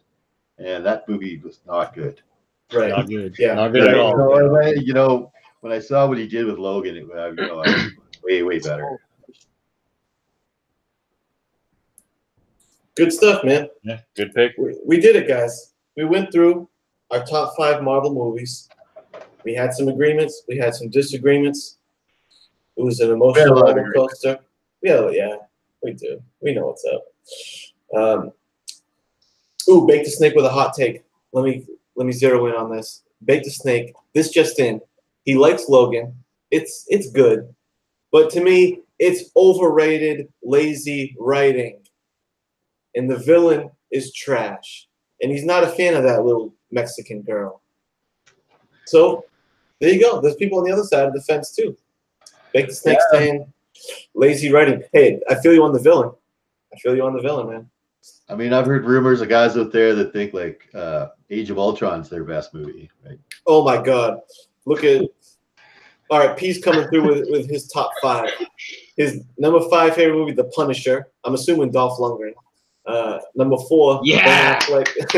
Ben Affleck, Daredevil. Number 3, Wolverine Origins, I'd imagine.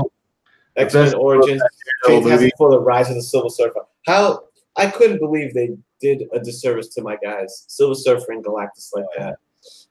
I gotta say, the one thing about that Daredevil movie that I did like was the costume. That was the best Daredevil costume they ever did.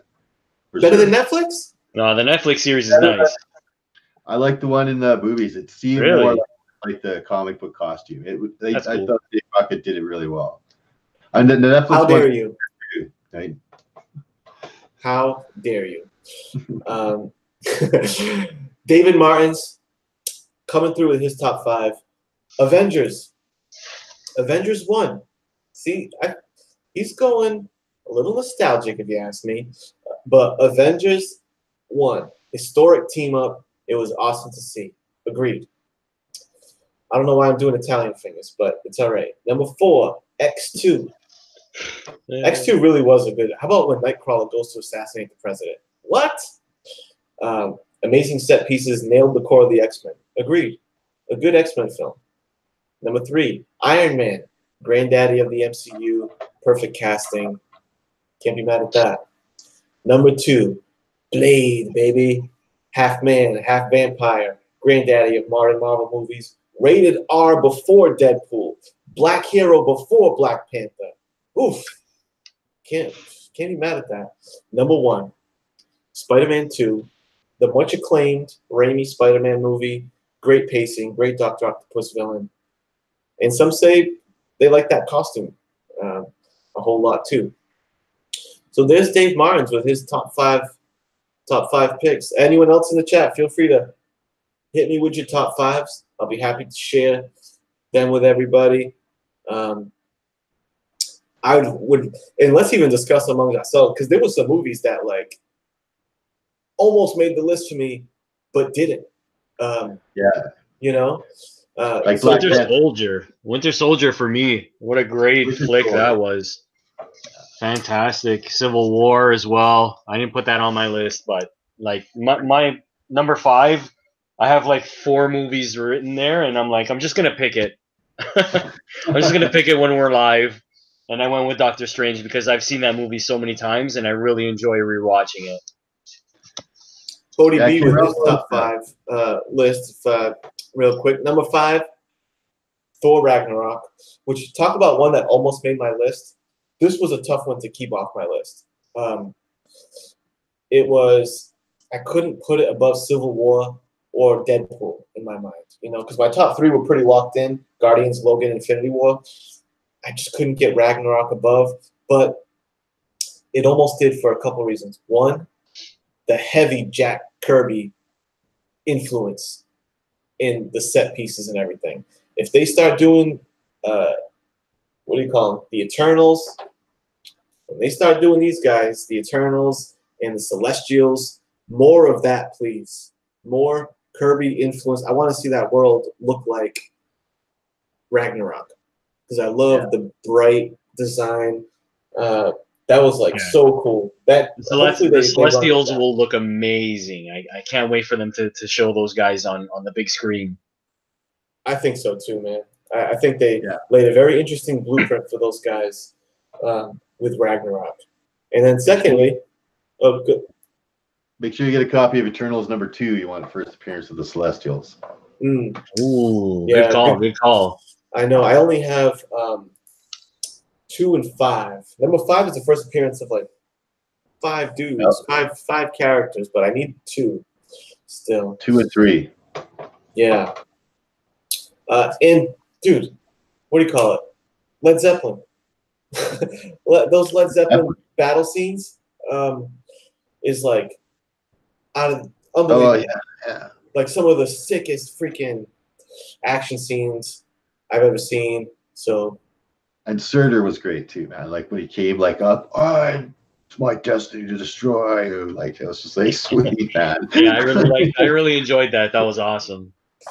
Jeff Goldblum was really funny.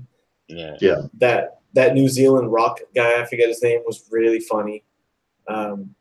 Just like yeah, what a good movie that is. But again, Marvel's such a murderer's row. Like, dude. Anyway, what was I doing? I was reading Bodie's list. Bodie, 5 number rat was Ragnarok. I got so fired up. Number 4, Iron Man 1, OG pick. Can't really be mad at that pick though. Number 3, Winter Soldier. Which did Winter Soldier make anyone's list of ours? I don't think so. No. No. He fought George St. Pierre. You guys are Canadian. I don't know if you watch. Oh man, that was amazing. UFC. You fuck with UFC, ComicHead? No, but I know him. He's famous.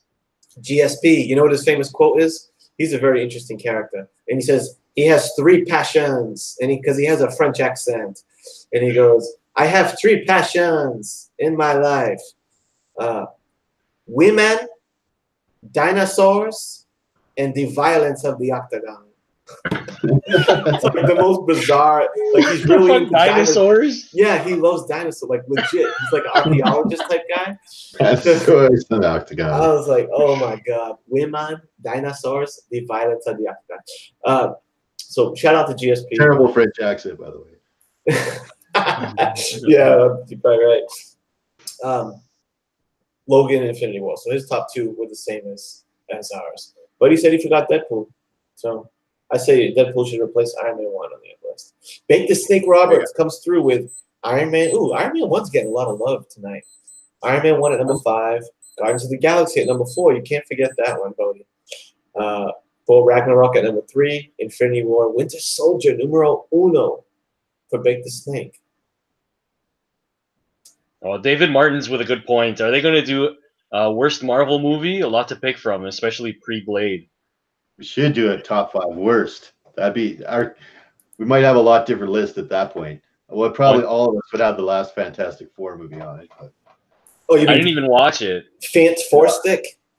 I can't even. I didn't finish it. I couldn't watch the whole thing. I didn't watch it at all. I just don't care. And I'm a huge Fantastic Four fan. Yeah. Yeah. How dare you freaking Fantastic Four is like prime for movies. And Doctor Doom is the dopest villain. I've heard his name get mentioned a bunch throughout the chat. Doctor Doom, do you guys know what you have in your hands here? Oh, they know. They know. Well, Marvel, Kevin Feige, I think, does. But whoever those jokers were that had it before don't. Well, they've been working on this. They've been working on this Infinity Gauntlet storyline, working up to this. Like, it's been 10 years. So, and this is where we need to have this conversation on what Endgame is and what's coming after. Yeah, like they're saying they're going to introduce a new villain, right? A new big guy to replace Thanos. Mm-hmm. And it's got to be, probably Doctor Doom or Galactus. And, there's a few other guys that might throw in there. But, my bet would be Doctor Doom or Galactus, right? Yeah, I like Galactus because they could introduce Surfer and then the Fantastic Four. Hell, it could be both of them. Yeah, I think here's what I think is going to happen with Endgame.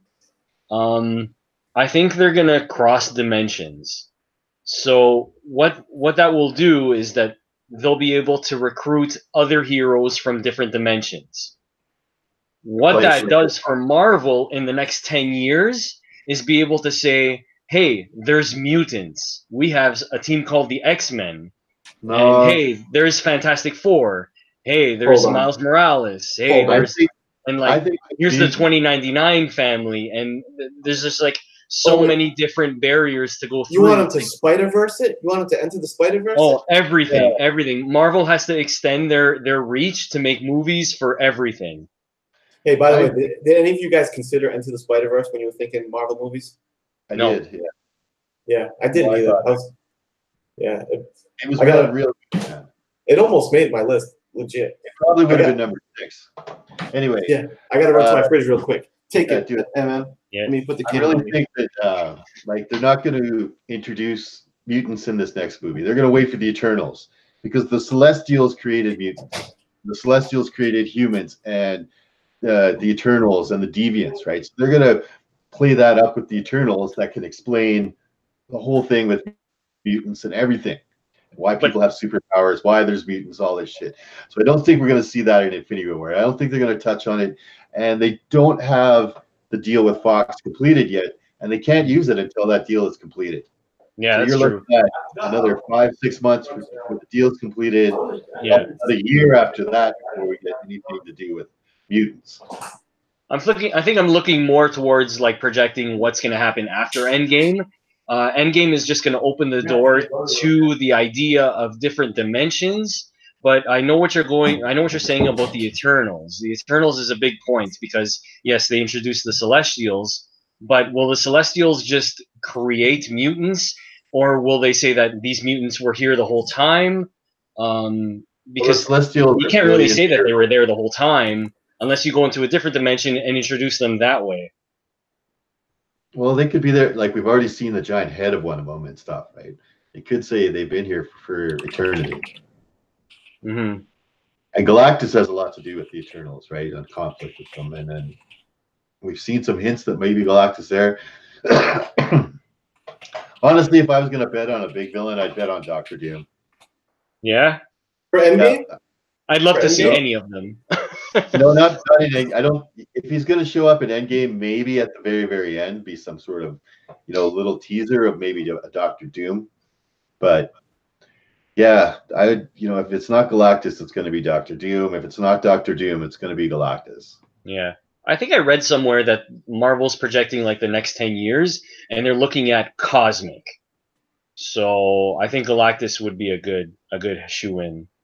It seems like they're going cosmic, that's for sure. Especially with Captain Marvel getting in the mix.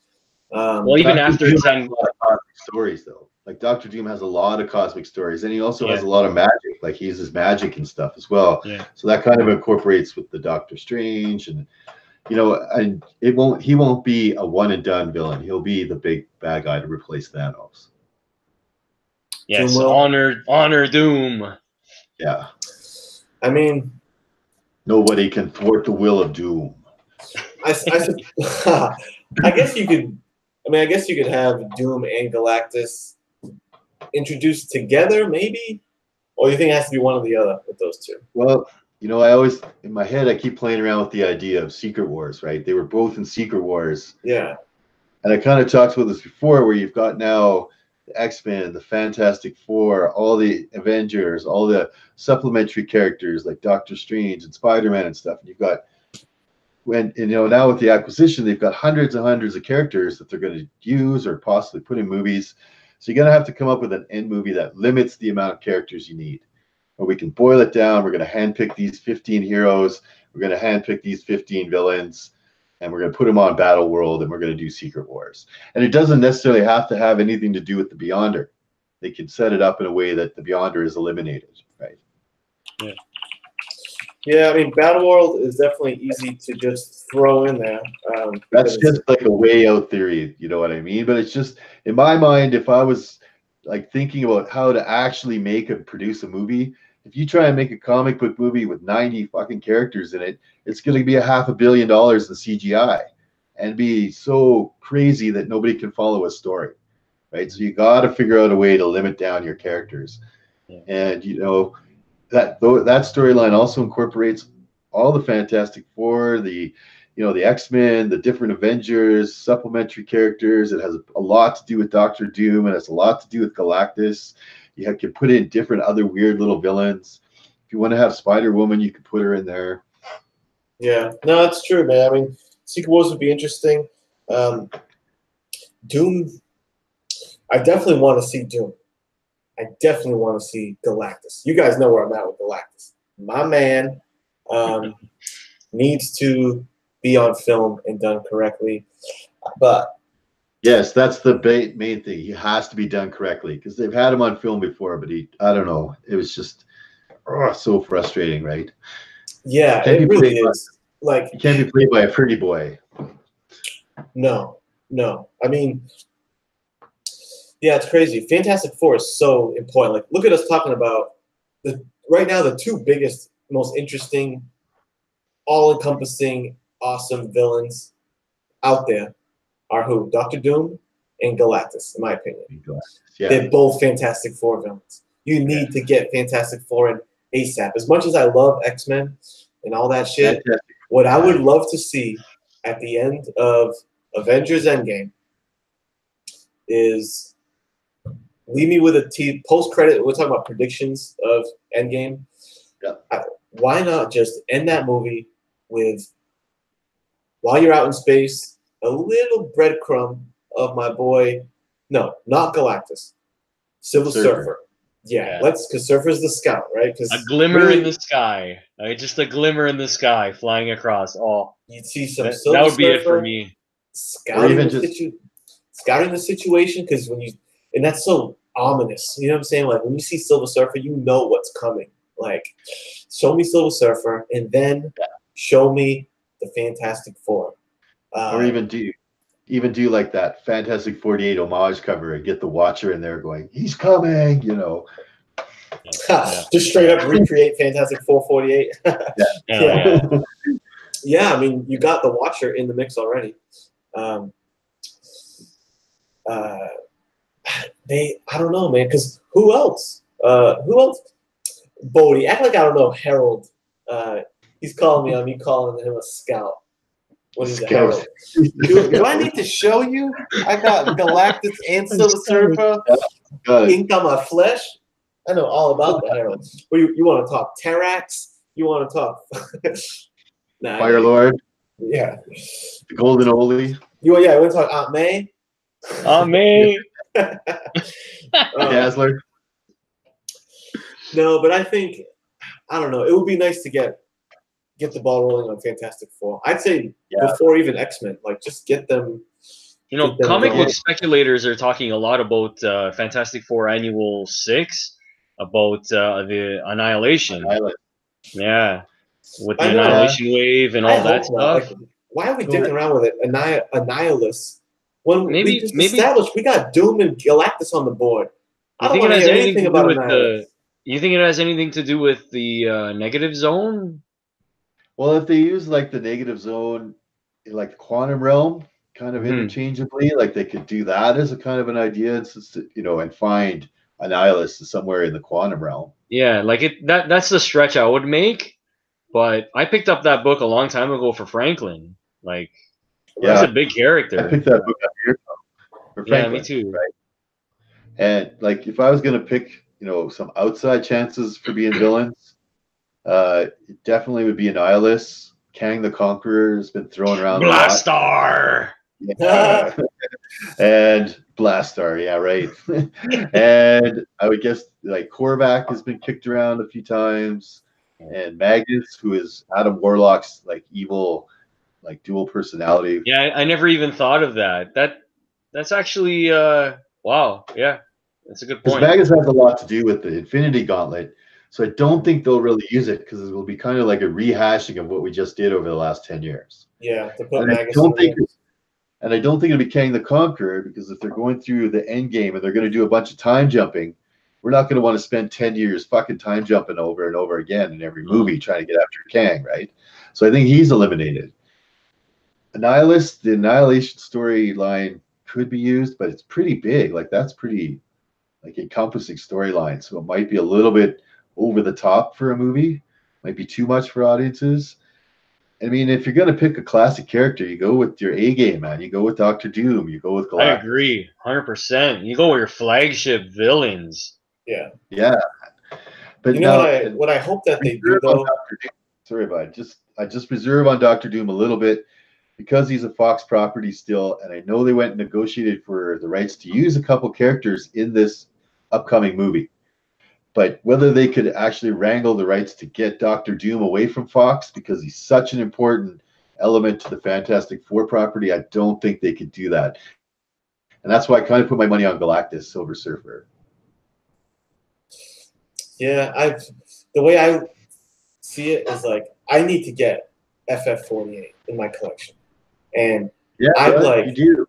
I really do, and you get the whole Trinity, bro. I got until April to get this fucking book. Is the way I see it. Yeah, I think you're right. Spectre. You got to get 48, 49 before April. Spectre, is 48 and 49 up for grabs in that collection? Y or N? Yes or no? He's not listening to you. He's not listening to me? Toronto. Whoa, sorry. What's going on?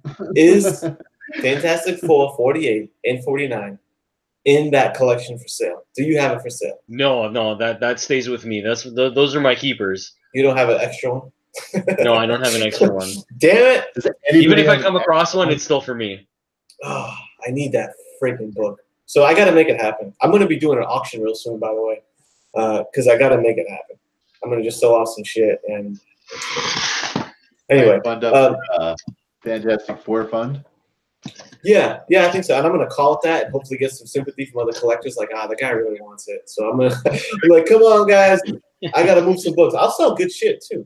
You should start a GoFundMe. Are you interested? How interested are you? Oh, there it is. Well, that's not a bad copy. That's a nice copy. Yeah. Pretty decent. Couple tears, I guess. Well, it's all right.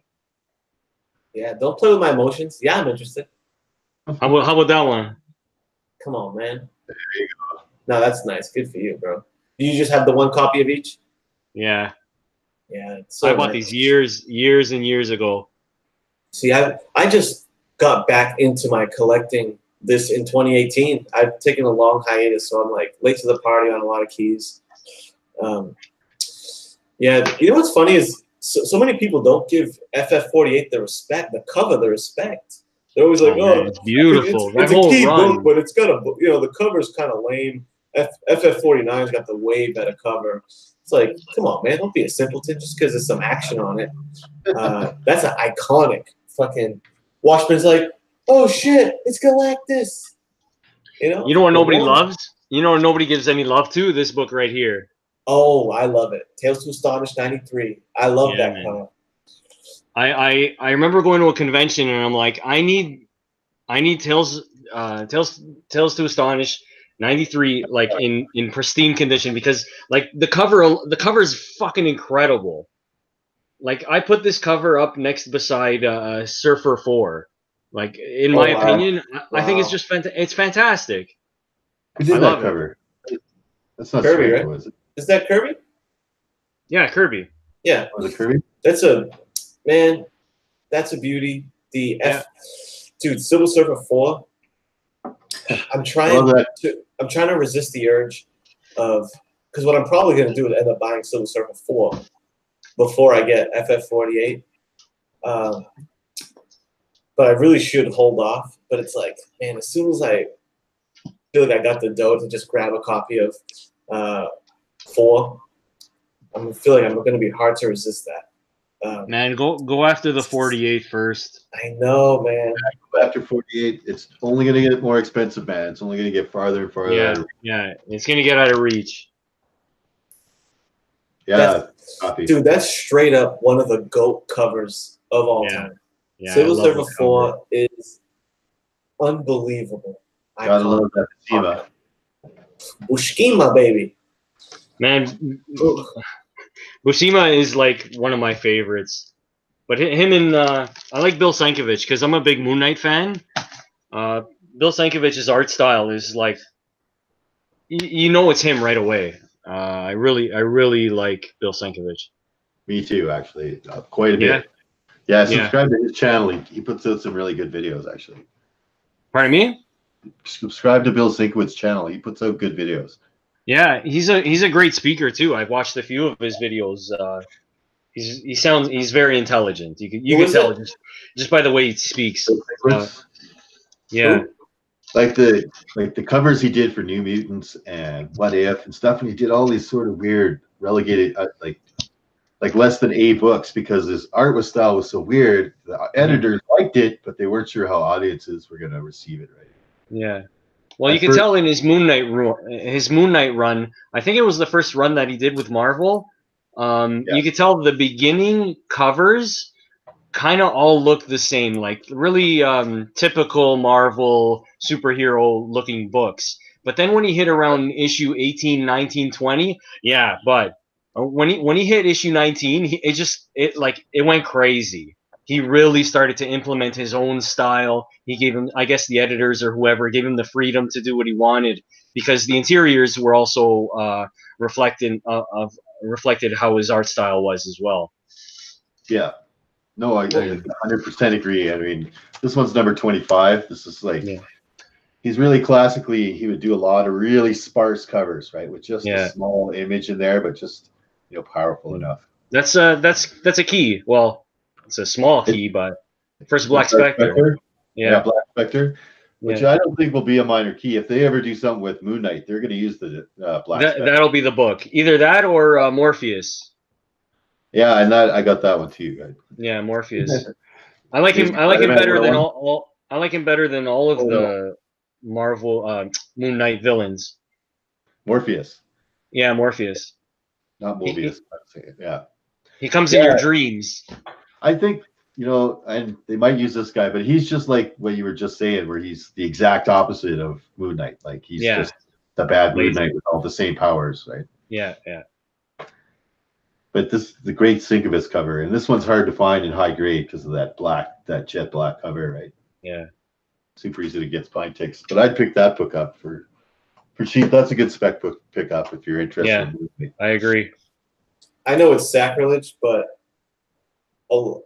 I think there's some stuff that I like. Like that cover is great, but a lot of Sienkiewicz stuff, in my opinion, is like garbage. Well, it's subjective. It's not my cup of tea, bro. It's subjective. It is what it is. I don't like Scotty Young. I think Scotty Young sucks. He's got a distinct, clean style. Scotty Young, it is what it is. Sienkiewicz, like, dude, there's some pieces that it's like, I'm not trying to get no abstract. I don't want abstract art in my comic books. I love that shit, dude. Me too. Like, some places it's done well. Like some of those New Mutants covers, I really like.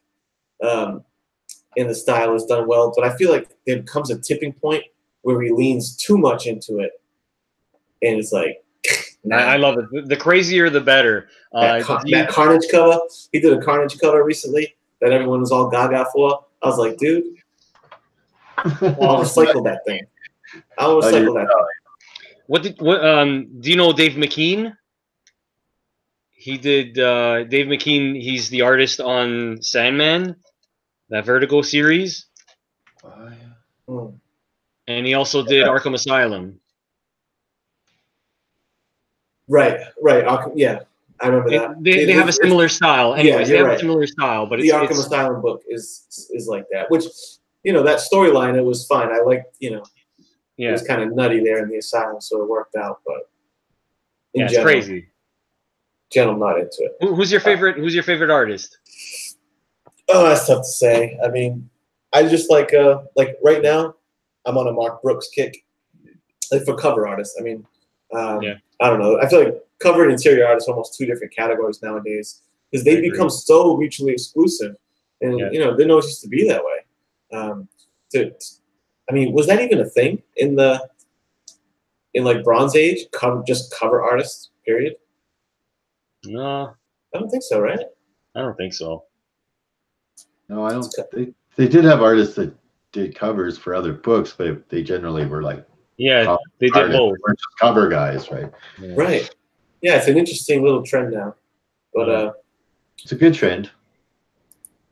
Yeah, you get a good variety. Yeah, I'm into it. Let's hop back into the chat here.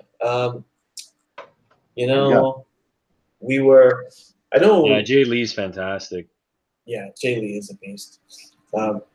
Bake the Snake. I don't know if he's still in here, but he was making the point earlier when we were talking about Doom and Galactus predictions. He's like, Galactus is. He said Doctor Doom is 10 years away, and Galactus is even further away than that. So he's thinking this stuff is really way down the road. I'm not sure if I totally agree with that. I mean, it's going to take a few years to get the ball rolling, but I think we're going to get into this shit soon. And what's up, Bake? And you know what I hope happens is like Infinity War was a big, big movie. I hope whatever they have planning, they need to start compartmentalizing the MCU. Like I would really want a Secret Wars. Infinity Wars, Infinity Gauntlet series, let that be our big everyone's in the sandbox freaking out, cool. But I think once we get this out of our system, I think it's time to start splitting things off. And maybe there is something to the different dimensions like that Knight was saying of like, maybe let's just follow the X-Men doing their thing, Fantastic Four mixing it up with Doctor Doom, and just like everyone mixed in. Because, dude, that's going to be an unwieldy beast. What kind of world are we going to be in that has X-Men, Fantastic Four, Avengers, Galactus? It's a Marvel world, buddy. That's why we have a Marvel world. I mean, who doesn't want to see Wolverine and the Hulk fight? Like, oh my god! If they don't have that movie fight, everybody's going to be like. The moment we see Wolverine in a movie of any kind, like the Incredible Hulk number 180 and 181 are just going to go ballistic in price. Hasn't it already? Right, man. But I mean, way beyond anything. And if they actually have a movie fight between those two, holy smokes! I mean, everybody wants to see it, right? Yeah. I know. It's just I want to see quality. As long as they keep the quality going, man, because quality's number one. Yeah, you're not going to get a movie like Logan, even Guardians of the Galaxy. There's something to be said for when it's not just like. I mean, Marvel seems to be pulling it off. I'll give him that. But it makes me nervous to like, hey, this is going to be our MO now. There's going to be fucking 20 characters in every movie. I don't know, man. But if it ain't broke, don't fix it, right? And they're probably just going to, rinse and repeat. Give them time to break it. Like if anybody was doing more kind of out of the box kind of movies was Fox, right? When they were doing stuff like Logan and Deadpool, and the New Mutants movie is supposed to be a horror movie and stuff like that. So they were trying to think way more out of the box, doing Venom even as a solo villain movie than Marvel MCU is. The MCU has got their formula. It works. It puts billions and billions of dollars into shareholders' hands. They're just gonna rinse, repeat. Let's do it again. Another 10 years up to the big point. Are you guys as concerned about? I don't know if concern is the right word. Captain Marvel. This Captain Marvel movie is. This is the first time that I'm seeing a trailer and a build-up happening, and I'm like, ugh, uh-oh. I don't know if Marvel is on the right track. I felt like Marvel has been just following the compass of traditional Marvel. Like, let's build up to Infinity Gauntlet, and they've paved this big road. Now, what do they do now? If they don't have a pressing agenda, they might start meandering into some silliness. And like, dude, this chick Brie Larson, have you been reading like her interview stuff? I hate her. This movie tanks. I'm about to get in straight up ComicSgate mode right now, guys. I know. Hold me back, man. I'm gonna ComicSgate her, man. Like, she not only is she the most wooden actor ever, like it's like she's like has absolutely no emotion. I was like I watched the Captain Marvel trailer. I was kind of watching movie trailers the other day, and I was like, man, this chick is just stiff. And then right afterwards, I watched the teaser trailer for the Joker. Yes. And in that 30 seconds where the teaser, where Joaquin Phoenix is standing there with like the bus or the train lights going by her, and you kind of start seeing the Joker appear on him. In that, 10, 15 seconds, he showed more emotion than Brie Larson does in every trailer that she's ever done. Like, and he doesn't even move.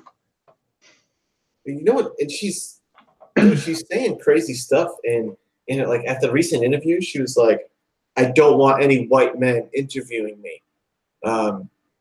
Hey, you're a little white chick. Why don't you suck it up, Buttercup? It's like easy, man. Like that sounds racist, doesn't it?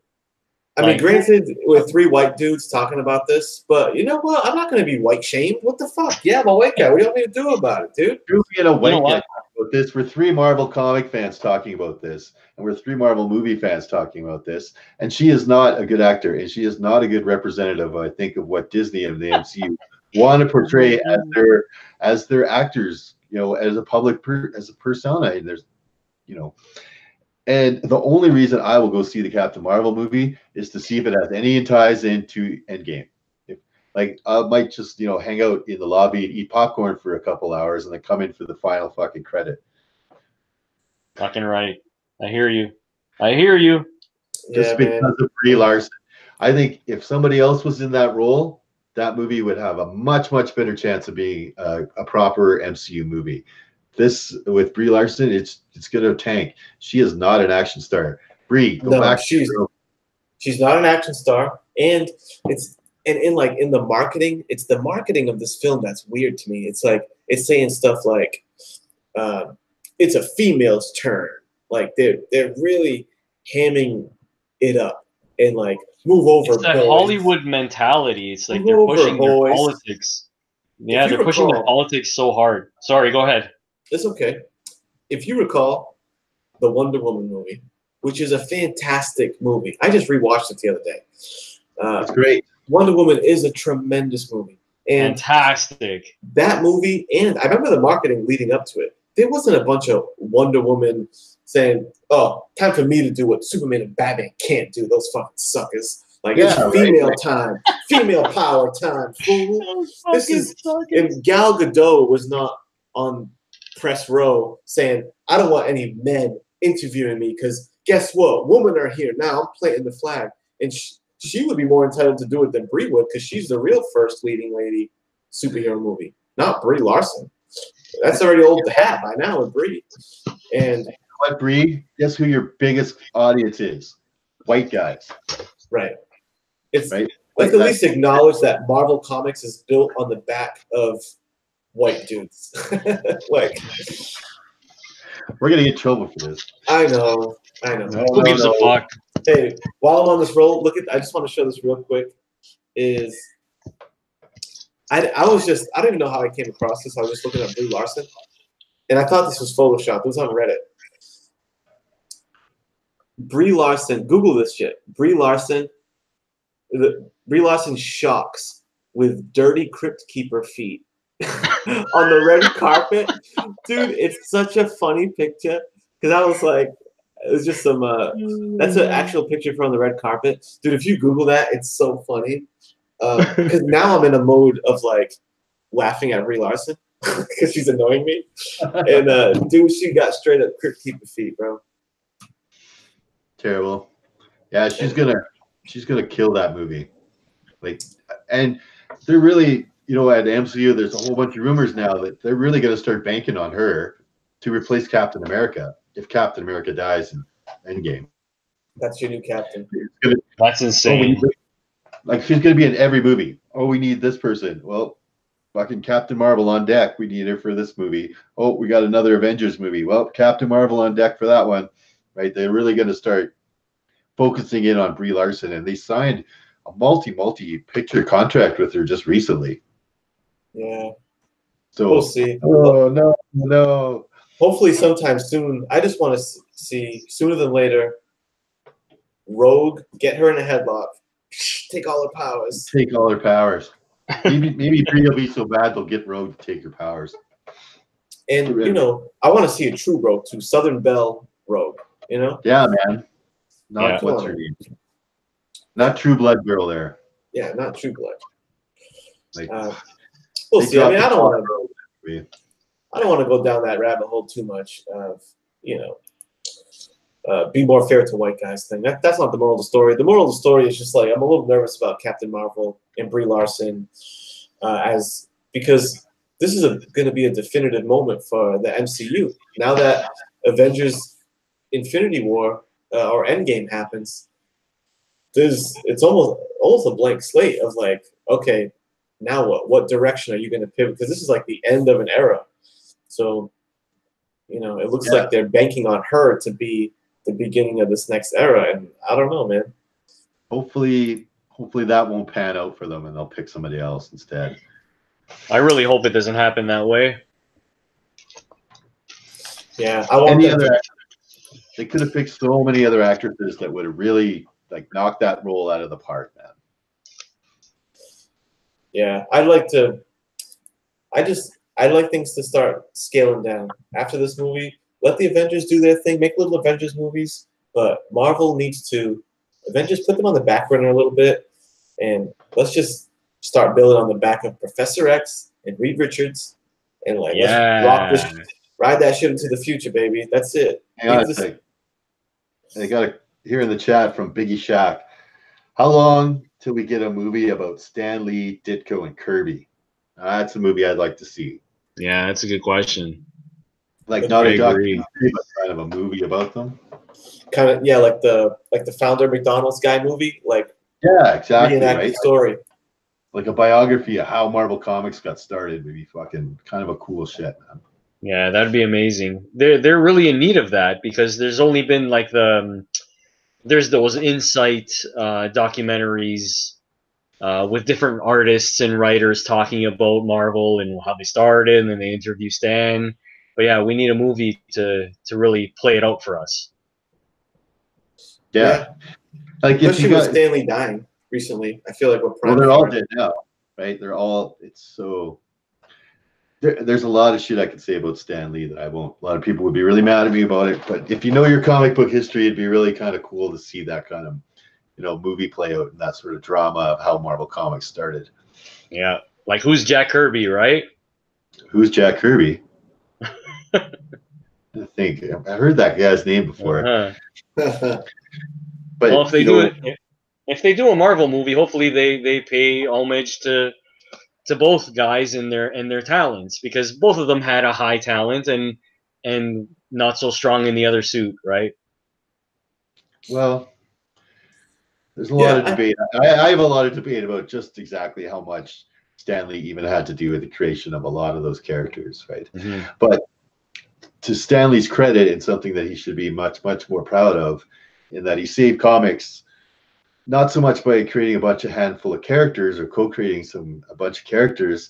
There were lots of artists and writers creating characters in the Silver Age that, but the way he learned to market it and the way he changed the attitude of people around comics, right? Yeah. Like once we saw Marvel Comics and the Marvel Comics way, and then he started to set himself up to be the kind of Walt Disney of Marvel Comics. You know, he wanted you to have that image in your head that every day Stan Lee went to work and sat down and started, you know, writing Spider-Man and drawing Spider-Man and everything was going on. Just like Walt Disney in the 60s wanted you to believe that Walt Disney showed up at Disney Studios, sat down at a table and started drawing Mickey Mouse cartoons every day, which couldn't be further from the truth, right? Yeah. And Stan Lee was completely out of comics by mid-1974. You know, evidence that he didn't really have much to do with the creation of any of those characters. Things like, you know, tell me a character that Stan Lee created after Jack Kirby left comics, after he stopped partnering, after he wasn't around Jack Kirby or Steve Ditko. Right? I'm trying to think. I'm trying to think of those comics that came out by Boom Take Studios. a look at a book like this. Take a look at a book like Challenger of the Unknown #3, and then this is completely Jack Kirby written and illustrated, and Stan Lee had nothing to do with DC Comics at the time. But if you read this book, this is the origin story of the Fantastic Four. 100%. Really? Long before Stan Lee even touched it. If you look at the work that Steve Ditko was doing on The Fly, the Golden Age Fly series, you color that guy red and put him in webs, he's Spider-Man. So don't tell me that Stan Lee had anything to do with the creation of Spider-Man. Right? Steve Ditko himself for years said, that fucking guy is a liar. And, you know, evidence and more evidence and more evidence gets poured on. I'm 100% agreeing with those two guys. Jack Kirby himself said, Stan Lee never wrote a goddamn thing. He never had anything to do with the creation of any of these characters. If I even had a little note on the back of one of my drawings about the writing or whatever, I was surprised. He's like, the guy just set himself up to be, you know, the advertisement for Marvel Comics. Yeah. So, and a lot of people are going to be pissed off of me saying that stuff. But honestly, if you know your comic history and you know about those guys, you know that Stan Lee's a goddamn liar when it comes to the creation of those comic books.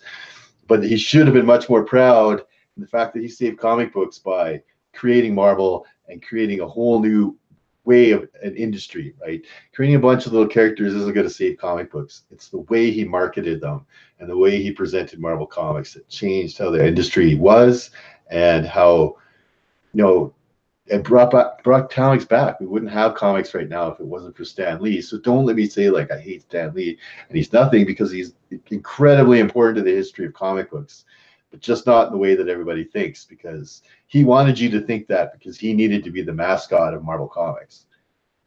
So when people get comic books signed by Stan Lee anytime after 1974, I mean, he started writing again and stuff here and there for comics, but they get it signed and I'm like, Stan Lee has nothing to do with that comic book. I don't know why you're getting it signed by Stan Lee. Mm-hmm. Yeah. How much of that do you think is, do you hold against? Because I agree to, you know, with I think the overall like point there of like Stan Lee is not the prolific writer perhaps that, you know, people think he is, but I think he's a tremendous pitchman, salesman. Yes. Which is what Marvel needed. He's still super important. I think he's still, because he's a charismatic guy, no doubt, but I still think he had a storyteller in him. I think he knew what was relatable. So I believe the story of, I think I even heard Stan say it himself, of, I heard a story of Kirby creating Galactus. And he drew Galactus, and he's telling him the idea. He's like, yeah, this is this big guy from, you know, he eats planets or whatever, and Stan Lee's will refine it. Yeah, let's call it, his name is Galactus. Like, I bet you he probably named a lot of the characters. He might have had something to do with that, or he might have had been like, you know, maybe this part of the book is a little weird, you should rewrite that or whatever. Mm-hmm. Or maybe he suggested, you know, well, maybe we should make it a bunch of teenagers in the X-Men instead of a bunch of adults or whatever. Yeah. So I'm not saying he didn't have anything to do with it. I just don't think he had as much to do with it as he likes you to believe. And you can see interviews where he's like, oh, I remember back when, you know, Jack Kirby and I created Captain America. We were sitting around thinking. And I'm like, no, you didn't. Joe Simon did. You were like 10 years old when Captain America was in. Like, no, that's a flat out lie. Yeah, nonsense. Yeah, but, you know, that's the game. Like, I don't know. I think he was put in a position, though, the reality is, it was in everyone's best interest for Stan to get out front like that and be the pitchman. And if you're gonna be the pitch man, you know, yeah, you're gonna want to present like you're involved with it, and I don't hold it against them. I think other people might imply that he created characters even more than he did, and he like, I don't know. Just ran I guess, with it. yeah, just ran with it. It's like, hey, I get. It's like, dude, if especially he only became a super rich guy in the latter part of his life. I mean, he first got into Marvel to begin with already in his late 30s, right? 40s even, I think. Like, No, he was pretty young. but not when he was intern level. Like when he was starting to, his name would be accredited on the pages of a Marvel comic. I think he was already in his 30s. He definitely was in his 30s. Yeah. Jack was a bit in his 50s. Yeah. So you figure he's in his 30s there, and then that's like, what are we talking, 60s, right? Yeah, but you know, that day that he took over, Jack Kirby tells the story a lot different than Stan Lee does. He said he walked into Marvel Comics' office, and Stan Lee was sitting there with his hands over his eyes crying because he didn't know what to do. And Jack just walked up and said, tell them Marvel's going to be a success. I'll make sure the comic books are a success. And, you know, to get Stan to stop crying. Yeah, but who's the source on that? Kirby? I think both these guys can be full of shit. I don't know. You know what I mean? Whatever. I'm not gonna hate on them. Yeah, they're all dead, right? So we'll never know the truth of everything. Yeah, it's fine. They're still OG legends in my book. I don't even care exactly who decided Galactus should be purple. Why was he green in the first one and then he's purple in the second one? Was that Kirby? Was that Stan? I don't know. Who cares? Yeah, it's all right. Whoever it was, they left us with the Avengers, Fantastic Four, and the X-Men. So I'm happy. Hell yeah. However they got created, it's good. But I do agree. A biopic movie about them. Did you guys ever see? It was like just a thumbnail thing that whatever, some kind of Photoshop that showed up online. But it was Bryan Cranston as Stan Lee, and it was like a fake movie poster for a biopic. And I was like, damn. Yeah, and he was wearing the glasses. I think I seen that too. Yeah, that was pretty sweet, man. Yeah, it was cool.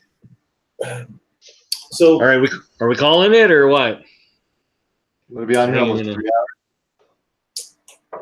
Yeah, ComicHead 84 will go 5 hours, 6 hours if you let the guy. You know what I'm saying? I'm down. I'll marathon on the shit. Just know, because Comic Night, he's got to work in the morning and early too. So just know you can jam whenever you like. I think I'm gonna call it a night. So yeah, man. Yeah. Thanks for having me. Yeah, we'll thanks do it for again, everybody brother. who joined us on the chat. I had a great time. If anyone in the chat ever wants to, combine on a YouTube video, let's do it. Message me. Super nice. And if you're a fan of Moon Knight, follow me on Moon Knight Life. It's on Instagram. Yeah, Moonlight Life. Yeah, or there's Comic Night. I started like. I think I have you on my Instagram as Comic Night. Yeah, Moon Knight Life I started a long time ago. It's mostly about Moon Knight, but anyways, I started up Comic Night as well. I had all my followers follow me on there too, so yeah, check me out. We will. All right, guys. Peace out, bro. Have a good night. Later, man. Bye. D-Runk Comics, the birthday boy. Oh, D-Runk's D-Runk's in the chat. Where you at, D-Runk? You jumping in the mix or what? Goat 99. That's SWP Goat, right? Goat 99. I think he just did a rebranding, I think. Because that's my buddy SWP Goat. D-Runk's at the bowling alley. Maybe I'm gonna, have to say goodnight to you here. No problem, dude. Appreciate you coming through. Are you just gonna hang out on your own, chat here by yourself? No, I'm gonna wrap it up soon, but I'm probably going to I'm probably just gonna bullshit on here for a couple of minutes once we wrap up and just catch up. What's up? Can I do a little shout out to somebody? Hell yeah. So, if everybody who's watching this chat doesn't know Discovery Bay Comics, but go subscribe to Discovery Bay Comics, JB's channel. He does a super fantastic job every day of updating you on what's coming on YouTube. The amount of work that that guy does to do that video every single day, put it out so early in the morning. And he shouted me out a few times, and I can't thank him enough for it. So I wanted to, like, you know, shout him out back. That's true, man. JB at Discovery Bay is, he's just the Dick Clark of the comic YouTube game. Like, just making content, it takes a lot of more effort than people realize, and to do that every single day. Yeah, he puts a lot of effort into it, and dude, he will, and he'll hit me up like proactively all the time on Instagram, like, "Hey, you dropping something today? What are you putting something out?" And I don't have a big channel; I got a small channel, so it's like if he's doing that to me, he's probably doing that to a ton of people. And it's like, damn, good looking out, dude. He's the one that showed me how to live stream like this, because I'd never done the Google Hangouts thing before. And Discovery Bay is the one that was like, hey, I'll show you how to do it. And like, see, what a great YouTuber, man. What a great comic community member. Like, everybody should go and subscribe to his channel. You're missing out if you're not, man. You really are. Yeah, he might be the best there is, the best there was, and the best there ever will be, to quote David Martins. That's right. Okay, but yeah, brother, I think it's balance. Yeah, all right, brother. Thanks for hanging out. Good picks. Thanks for inviting me today. Glad we got through them all. Took an hour and a half. Yeah, we'll catch up sometime soon. I don't know what happened to Aaron. He sort of disappeared. I know. I'm sure he's okay. Yeah, he looked like he was doing something. Anyways, brother, thanks again, and we'll see you next live chat. You got it, man. Catch you soon. I hang up this thing. Yeah, I think it's like a, there you go. All right, y'all. It's just you and me now. Yeah, we didn't get the heartbreak. No, not the heartbreak, kid. The excellence of execution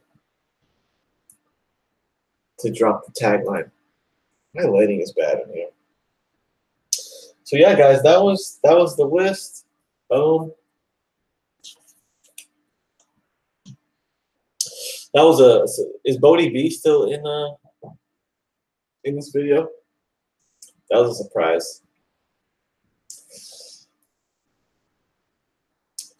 Yeah, I know. I've heard I need some stuff called J channel, which is like a little lip right here to keep these books safe. But I like to live on the edge. All right.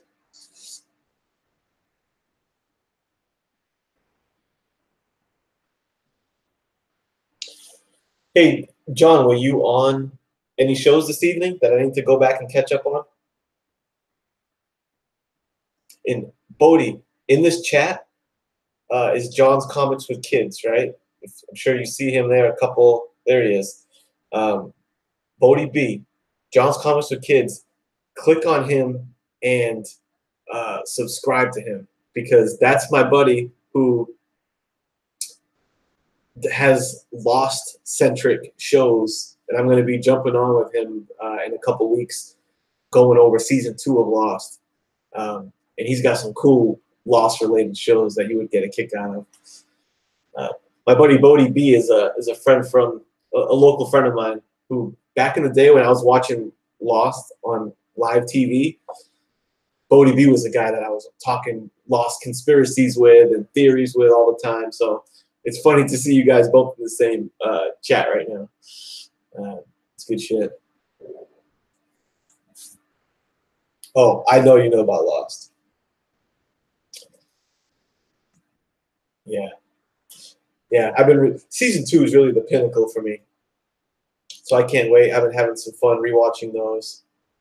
And I'm going to jump off here, but why don't I'm going to give you guys in this chat a sneak peek. Ben Linus is so good.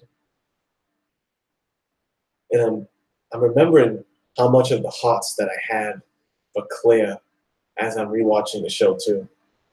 Oh, her and her baby. I love me some Claire. Check out these 2 mail calls I got today. Shirtless Bear Fighter variant. Shirtless Bear Fighter number 4. It's an Image comic. It's normally like very animated style, and this is like a sick golden age kind of cover swipe. And you got my boy Shirtless Bear Fighter. Yes, Dave Martins, you know the drill. Shirtless with these killer pandas, but they're not just any pandas. Like, as you can see, he's wielding a knife. And it's got some funny lines on it. The jungle. So, well, I don't know if it'll focus, but it says, solitude is great, but men have needs. Are you too sexy for your shirt? Just perfect for this guy. So a pretty dope Shirtless Bear Fighter variant. Yeah, I know. This is totally that panda I got issues guy up his alley. And then, yeah, it really is a fun title, Shirtless Bear Fighter. And then I've been on another kick too of hot, scary women. And this is a Virgin Lucio Perillo Vampirella cover. Virgin variant. As you can see, Vampirella just bit Homegirl in the neck. Scantily clad. Perillo is just such a beast. And I was really happy to get this in the mail. So two pretty cool mail calls for your boy. This was like a 1 in 25 or something like that. I pre-ordered it. I jumped on it. I don't know. Sometimes covers like these, they'll jump in price big time. Ha. Yeah, nothing virgin about these two. Good call, Goat. Yeah, I heard you mention that, Biggie Shaq. 84 Snap Flash Hustle. I never heard of that. Let me do a quick Google of that real quick. Snap Flash Hustle. What is it? Image? Comic. Seeing some chicks here. What, these chicks?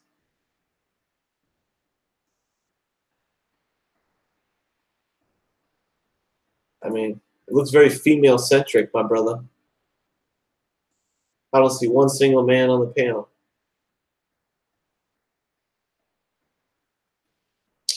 We'll see. I'll try it out. I'll take a look. Because, guys, I'm going to be honest with you. It's just you and I here. Some stuff that I want to try and read, you know, you can read whatever you want online. You know, so if you want to try books out, do it.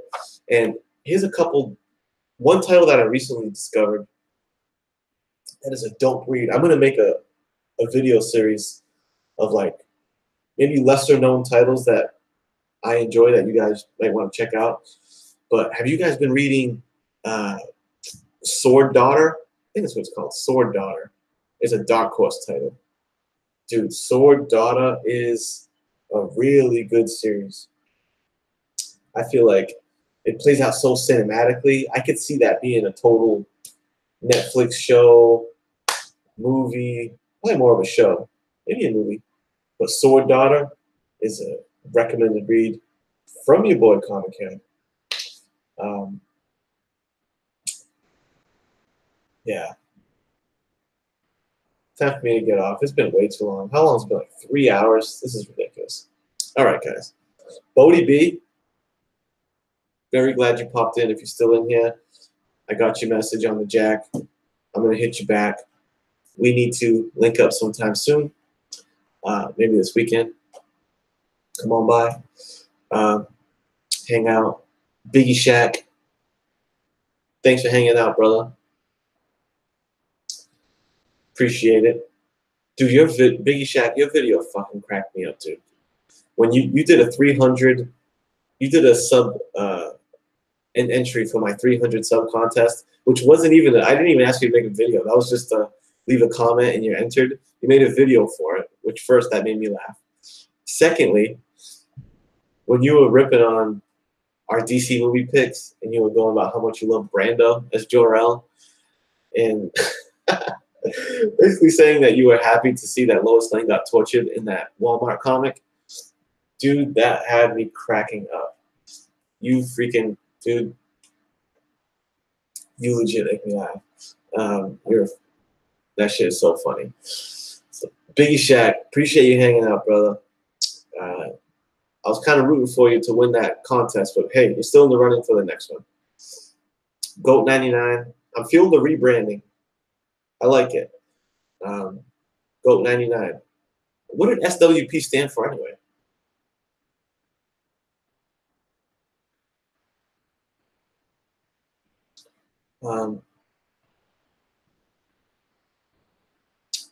Good stuff, Bodie. Yeah, you're always welcome to come through, man. Especially when Game of Thrones comes back, which is soon. I'm chomping at the bit for some Game of Thrones action. So come through, viewing party over here. How often do I do live streams? Friday night. Lately, Friday night has been my trend for doing a live stream.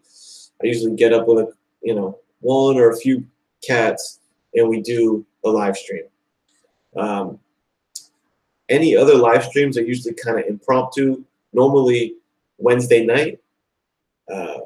Wednesday night is a common one that me and my buddy D-Rump sometimes will just jump on because that's New Comic Book Day.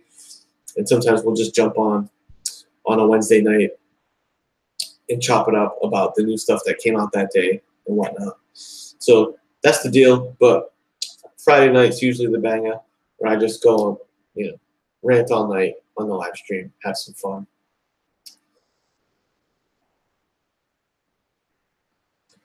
Brando wanted to play Jor-El as a bagel? What does that mean, as a bagel?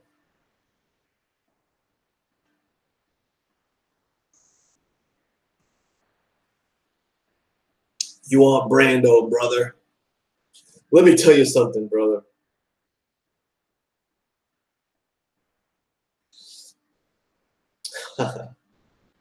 Maybe they look like bagels. Oh, I see. Yeah, they're aliens. I know.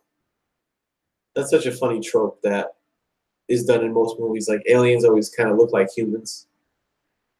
It's a pretty big assumption, right? Peace out, Bodie. Thanks for hanging out, dude. Appreciate your input.